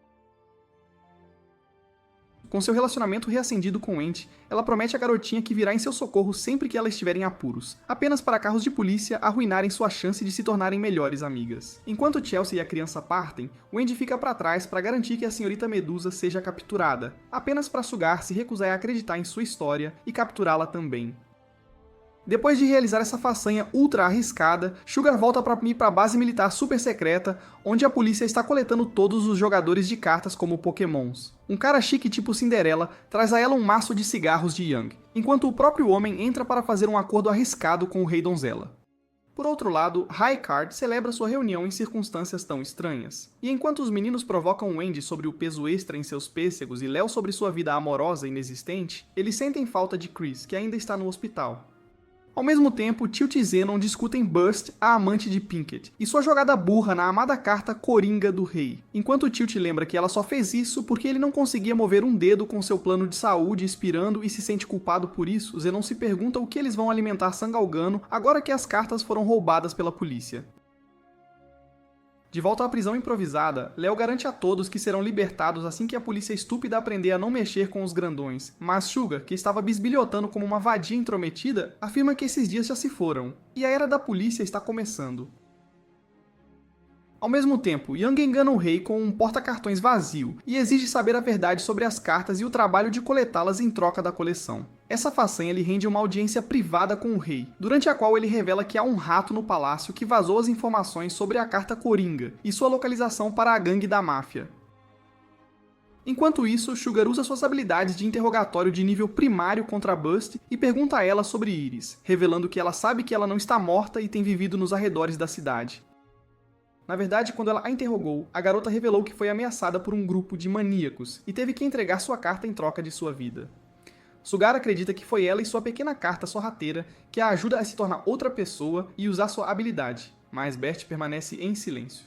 Frustrada, a vadia obcecada por poder da Sugar afirma que a fará cantar como um passarinho em breve, apenas para seus garotos maus invadirem seu esconderijo naquele momento e fazerem um massacre de todos os guardas que cruzam seu caminho. Assim que os acrílicos caros de Xenon colocam todos em seus piores pesadelos, Burst pula de sua cadeira e ensina uma lição à vadia arrogante. Com sua existência arrogante fora de cena, ela encontra todas as cartas roubadas dentro do maço de cigarros que Young lhe enviou. Enquanto Bernards mais uma vez prova porque ele é o Dilf mais gostoso que existe. Ele tira uma bomba improvisada que havia escondido dentro de seu sapato e a usa para realizar a fuga de prisão mais legal da história.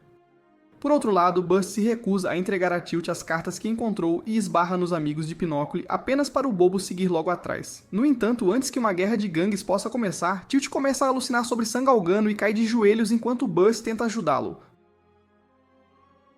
No entanto, como ele é mais um imã de cartas do que um imã de garotas, ele a afasta enquanto todas as cartas começam a grudar nele e o Rei de Espadas vence, que é a carta de Sangalgano. Enquanto ele passa por sua transformação de Winx Club, Burst começa a entrar em pânico e se recusa a entregar mais cartas a ele. No entanto, ela logo percebe que seu namorado é uma causa perdida e joga sua carta trunfo, a mão X, para salvá-lo. Em troca de sua vida, ela tenta trazê-lo de volta, apenas para seu período nasal atrapalhar. Com isso, Sangalgano tenta testar sua lâmina nela, apenas para fim salvá-la.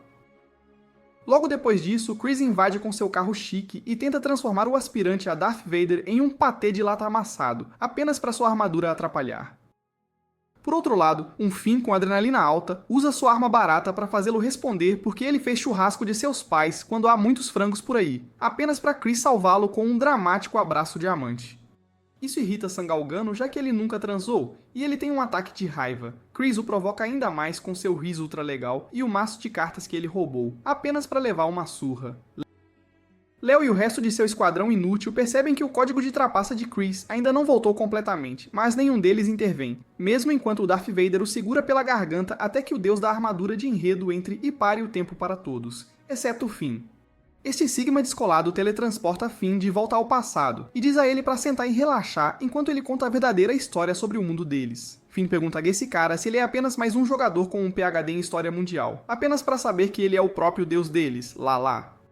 Ele começa a história de origem da obsessão do país pelo pôquer de muito tempo atrás, quando ainda eram apenas 4 tribos diferentes, todas lutando entre si. Mesmo quando o Império Britânico os tornou seu próximo alvo de invasão. Os cavaleiros das 4 tribos apenas mantiveram suas rixas pessoais sobre os corpos mortos de seus civis.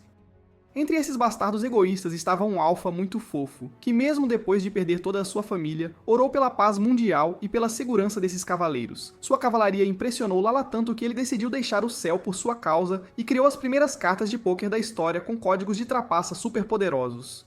No entanto, os cavaleiros obcecados por rixas se recusaram a fazer de um insignificante como ele seu rei, e Sangalgona, seu comandante, tentou cortá-lo ao meio, apenas para o poder da armadura de enredo salvá-lo. Lala sabia que esses maníacos viciados em poder não seriam convencidos a menos que ele satisfizesse sua ganância, então ele ofereceu conceder-lhes o poder dessas cartas em troca de se juntarem à banda de garotos emo do futuro rei. Como esperado, o primeiro a aceitar a oferta foi a ganância de Sangalgona. Mas quando todos pensaram que seu arco de bom moço começaria, sua fome de poder o dominou, e ele matou o receptáculo de Lala. Depois disso, ele aprisionou o pobre rei, e ele era mais adequado para ser o governante. No entanto, seu plano foi interrompido quando o ancestral de Finn, com o 2 de espadas, invadiu com sua antiga pistola e o desafiou para um duelo.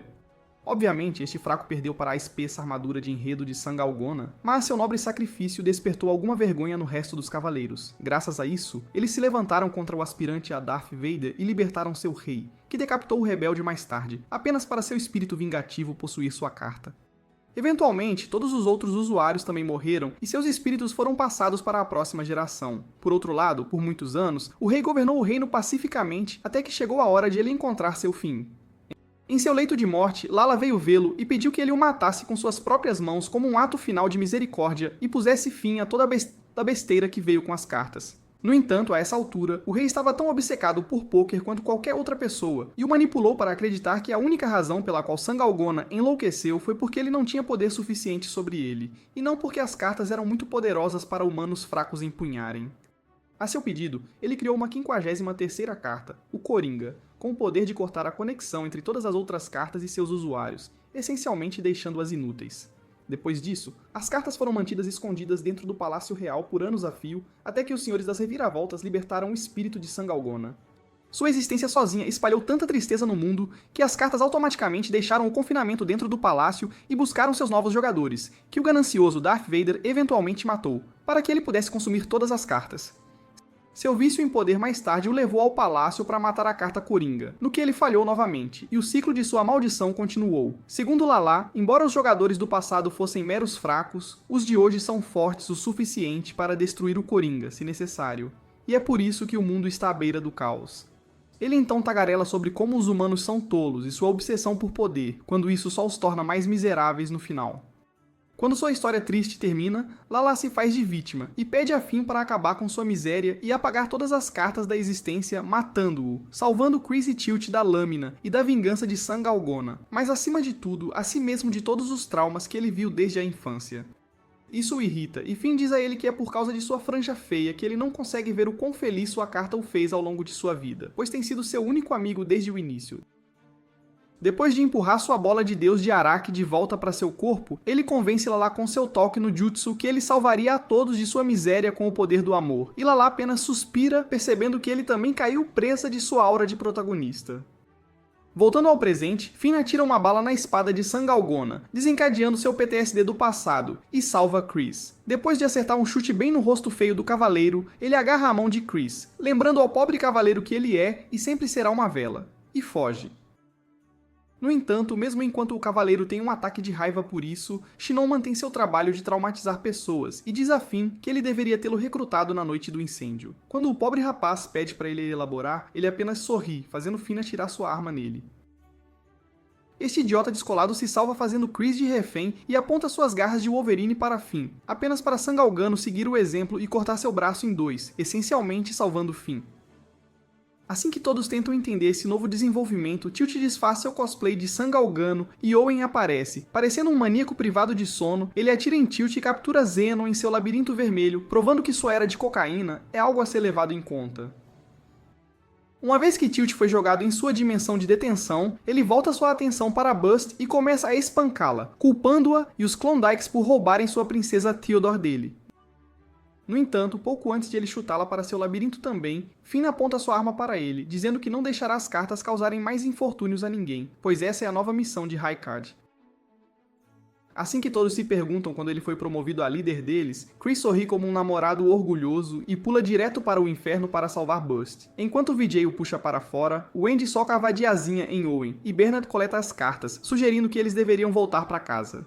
Enquanto isso, Shannon tortura Tilt enquanto está confinado e ele tem flashbacks da festa de churrasco na casa de Finn. Mais tarde, enquanto Chris oferece fanservice, Finn diz que não quer vingança contra o Cavaleiro Negro tanto quanto quer saber a verdade sobre o que aconteceu, apenas para poder dar um passo mais perto da idade adulta. Mais tarde, enquanto Léo interroga Bust e diz a ela para revelar tudo o que sabe sobre os Klondikes em troca da vida de Tilt, Owen argumenta contra deixá-lo viver, já que ele está tão obcecado por vingança que está se transformando em Sasaket. Por outro lado, enquanto o rei do sadismo se deleita com o rosto torturado de Tilt, ele revela a ele que usou sua habilidade para distorcer suas memórias, e que Ban o fez fazer isso porque precisava de Sangálgono. Isso coloca o Cavaleiro Negro no piloto automático, e enquanto Timon fica ainda mais excitado imaginando todas as palmadas que dará nele, ele estraga sua festa e o corta em um movimento rápido. Depois disso, ele vira Super Saiyajin e escapa da dimensão de Owen. Vendo isso, Bust finalmente fala pela primeira vez em muito tempo e implora para que salvem Tilt, pois não demorará muito até que Sangálgona mate a carta Coringa, enquanto todos se recusam a acreditar em qualquer besteira que ela está falando. Finn diz que ela está dizendo a verdade, já que o próprio Lala lhe disse isso. Isso faz seus amigos se perguntarem se ele tem tomado algumas pílulas suspeitas ultimamente, mas Léo deduz que Finn é muito burro para inventar algo assim, então ele deve estar dizendo a verdade. Buzz adiciona seus 2 centavos e manipula Léo dizendo a ele que Theodore está vivo, no que Owen se recusa a acreditar. No entanto, o bebê Nepo diz que mesmo que signifique ser da Lulu, ele salvará seu pai, para o qual ele precisa da ajuda do Sr. Branca de Neve. Enquanto isso, um Tilt vivo e livre liga para Ban, contando-lhe sobre a morte de Shannon, e que Pinocchio mais uma vez roubou as cartas de debaixo de seus narizes. Ouvindo isso, o chefe machão se vira para o príncipe Jojo e o parabeniza por ter um filho que não é tão inútil quanto ele pensava, e este começa a tagarelar sobre como esta é a tradição de sua família. Isso irrita Ban novamente, e ele traz à tona o passado, perguntando se ele acha que suas chamadas regras são realmente úteis. Ao mesmo tempo, Yang se cansa de agir como terapeuta gratuito de Suga, após seu fracasso histórico em tentar se tornar uma durona, e sai para um cigarro muito necessário, apenas para ser morto por um homem encapuzado com uma adaga enviada pela família real, simplesmente porque ele os ofendeu ao se intrometer em seus problemas familiares. Por outro lado, Vijay e Wendy são enviados para entregar as cartas ao rei psicopata, e Léo, junto com seus 2 lacaios, são enviados para resgatar sua Rapunzel inspirada em Jojo. Enquanto Chris fica com Bernard para cuidar de Bust antes que o grupo saia, Léo está prestes a dar mais uma de suas longas palestras. No entanto, o rei entra bem na hora para salvar os ouvidos de todos. Mais tarde, ele acompanha Finn e Léo em sua missão ultra secreta, mas Léo o deixa para trás como cão de guarda enquanto eles vão para o prédio abandonado, onde Theodore está preso.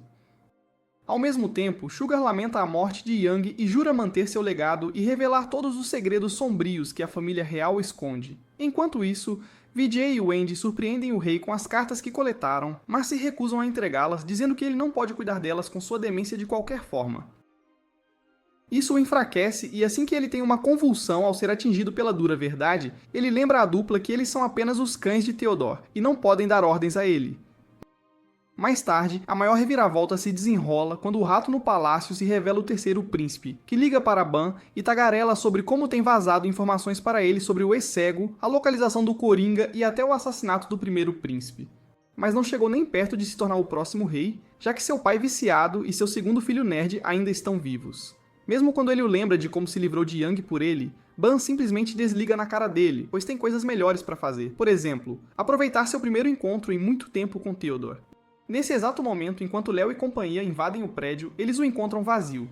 No entanto, Owen rapidamente percebe a cadeira ainda quente deixada por Theodore e avisa Léo sobre isso.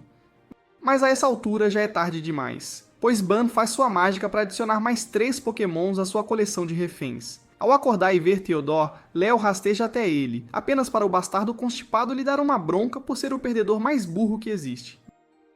Ver essa reunião nem tão emocionante lembra Ban de seu próprio pai e de como ele desesperadamente queria salvá-lo há muito tempo, e ele conta a Léo uma história de 25 anos atrás. Acontece que seu pai político foi churrascado pela polícia durante uma de suas festas, e quando ele tentou voltar no tempo para salvá-lo com uma mão X, Theodore impediu, deixando-o apenas com um olho de gol, que foi o preço pago por jogar uma mão X.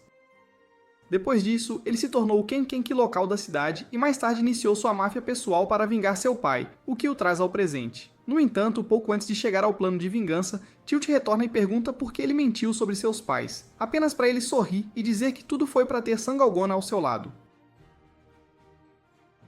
Isso o irrita, e assim que ele avança para dar uma surra nele, Bayone o ensina como uma surra de verdade realmente é. Léo usa essa chance para bancar o herói, mas o mafioso rapidamente mostra a ele quem é o chefe. Enquanto ele transforma o Nepo Baby em uma pinhata humana e tenta apagar sua existência com uma arma de corrida do tamanho de um humano, Theodore finalmente abraça a paternidade e protege o pobre Léo. Essa pequena façanha lhe custa os olhos, então ele tenta convencer Ban a deixá-los ir usando seu charme de donzela em apuros, apenas para enganar o pobre Ban, jogando uma mão X com suas cartas em vez disso. Assim que isso o transforma em um Super Saiyajin com os 6 olhos, ele espanca o chamado Lord Alpha, o que só serve para irritá-lo ainda mais. Com lágrimas nos olhos, o pobre Ban pergunta por que ele jogou uma mão X agora, mas se recusou a deixá-lo jogar naquela época, apesar de ser seu melhor amigo, apenas para um tilt infundido de cocaína arruinar o momento da revelação da verdade. No entanto, como Theodore não é do tipo que deixa um fracote insignificante roubar seu brilho, ele o soca até a inconsciência e cai nos braços de Ban, confessando que estava apenas tentando salvá-lo. Isso toca tanto o vilão que ele entra em seu arco de mocinho e usa uma mão X para voltar no tempo, salvando Theodore e sacrificando-se em vez disso. Quando o rei arrogante dos Sigmas acorda, ele tem um flashback do que aconteceu e finalmente decide abraçar Léo, fazendo o Nepo Baby perceber que pode finalmente morrer em paz. Nesse exato momento, outro cara com problemas paternos aparece e chuta Ban na cara pelo bem da família, antes de passar por sua transformação Winx Club e comer Finn em vez disso. Em seguida, Bernard informa Chris sobre o sequestro de Finn, enquanto Léo leva Theodore ao palácio do rei. Ele tenta explicar ao velho louco que deveria adiar a coroação, mas sua arrogância se recusa a mudar de ideia. Ele até chama Theodore de traidor e Léo de canalha que o corrompeu, apenas para o príncipe Jojo desmaiar. Chris, por outro lado, parte para resgatar Finn de Sangalgano com a ajuda de Bust, apesar da objeção de Bernard. Enquanto isso, Finn tem flashbacks de seu 7º aniversário, o dia do incêndio, e acontece que Tilt, de todas as pessoas, é seu irmão mais velho. Enquanto ele ainda passava por sua fase emo rebelde, ele presenteou Finn com a carta de espadas, que combinava com seu rei de espadas, e o parabenizou pelo aniversário. Finn, que era o presidente do fã-clube de Tilt, não poderia estar mais feliz, mas seus pais não iriam deixar Finn pegar sua energia emo, então o arrastaram para longe dele. Enquanto ele está tendo esse sonho, Léo e companhia ficam sabendo do movimento burro de Chris e tentam se reagrupar com ele, apenas para os guardas covardes do rei os impedirem. Por outro lado, Chris tenta ressuscitar Bust, mas falha, mesmo usando o trauma compartilhado de jogar uma mão X como alavanca. Ele ainda descobre que ela já jogou uma mão X antes e está sofrendo as consequências agora. No entanto, antes que ele possa aprender mais alguma coisa, Sugar aparece e diz que precisa da ajuda dele. Enquanto isso, o sonho de Finn continua enquanto Ban e Zenon, mais jovens e elegantes, visitam a casa de seus pais, e Tilt o esconde no armário antes de confrontá-los, apenas para descobrir que eles mataram a mãe e estão atrás do pai. Assim que as mãos mágicas de Ban o transformam em carne morta também, ele diz a Tilt para devolver as cartas que roubou imediatamente, apenas para acionar Sangalgano a assumir o controle. Mais tarde, quando Finn escapou do armário assim que a casa foi incendiada, ele encontrou Sangalgano, que apontou sua espada para ele, fazendo-o mijar nas calças. No entanto, na realidade, ele pretendia ameaçar os Bad Boys em vez disso, para que não machucassem Finn. Foi então que Finn acordou assustado ao ver o rosto nojento de Tilt e se encontrou dentro de uma casa como a que havia queimado. Assim que ele se pergunta o que está acontecendo, Tilt lhe diz que o sequestrou para que possam ficar juntos nesta casa para sempre, ou pelo menos até que ele desenvolva a síndrome de Estocolmo e se apaixone por ele novamente. Finn, que já teve reviravoltas suficientes em sua vida, diz que não acredita nele nem um pouco e tenta escapar, apenas para acabar em um quarto cheio de suas fotos e informações de paradeiro. Assim que ele descobre que seu suposto irmão não é apenas um bro-con, mas também um stalker serial, ele é atingido por mais uma reviravolta. E Tilt revela que usou a mão X de Burst para mudar sua aparência e ficar perto dele na forma do Sr. Apple. Em seguida, enquanto Finn saca sua arma para Tilt, Chris e companhia invadem o quarto, apenas para Tilt chamá-lo de seu rival de amor e invocar a espada de Sangalgona para pregá-lo na parede. Vendo isso, Finn lhe diz que Chris é mais um irmão mais velho para ele do que Tilt jamais foi, e corre para ajudá-lo, apenas para essa rejeição acionar Sangalgona mais uma vez. Enquanto ele o domina, Burst tagarela sobre como ele é sua única família, por quem ela se sacrificou com uma mão X 2 vezes e não hesitará uma terceira vez.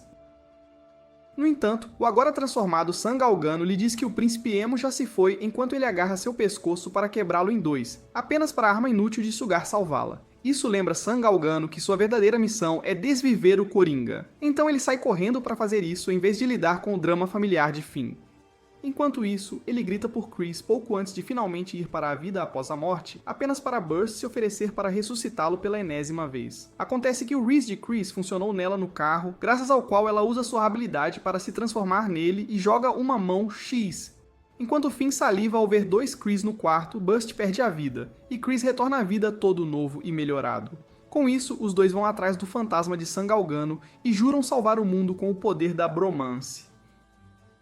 Em breve, a coroação do novo rei causa alvoroço, apenas para gerar um clamor público. Acontece que as pessoas que antes adoravam seu querido monarca estão finalmente se manifestando contra essa cultura real, simplesmente porque os recentes eventos SUS os fizeram duvidar de suas intenções.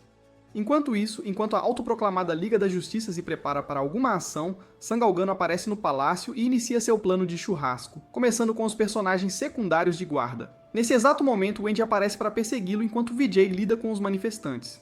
Leo, por outro lado, tagarela sobre a descrição de seu trabalho mais uma vez, que foi atualizada para salvar pessoas da desgraça causada pelas cartas, não apenas roubar o próprio jogo de pôquer.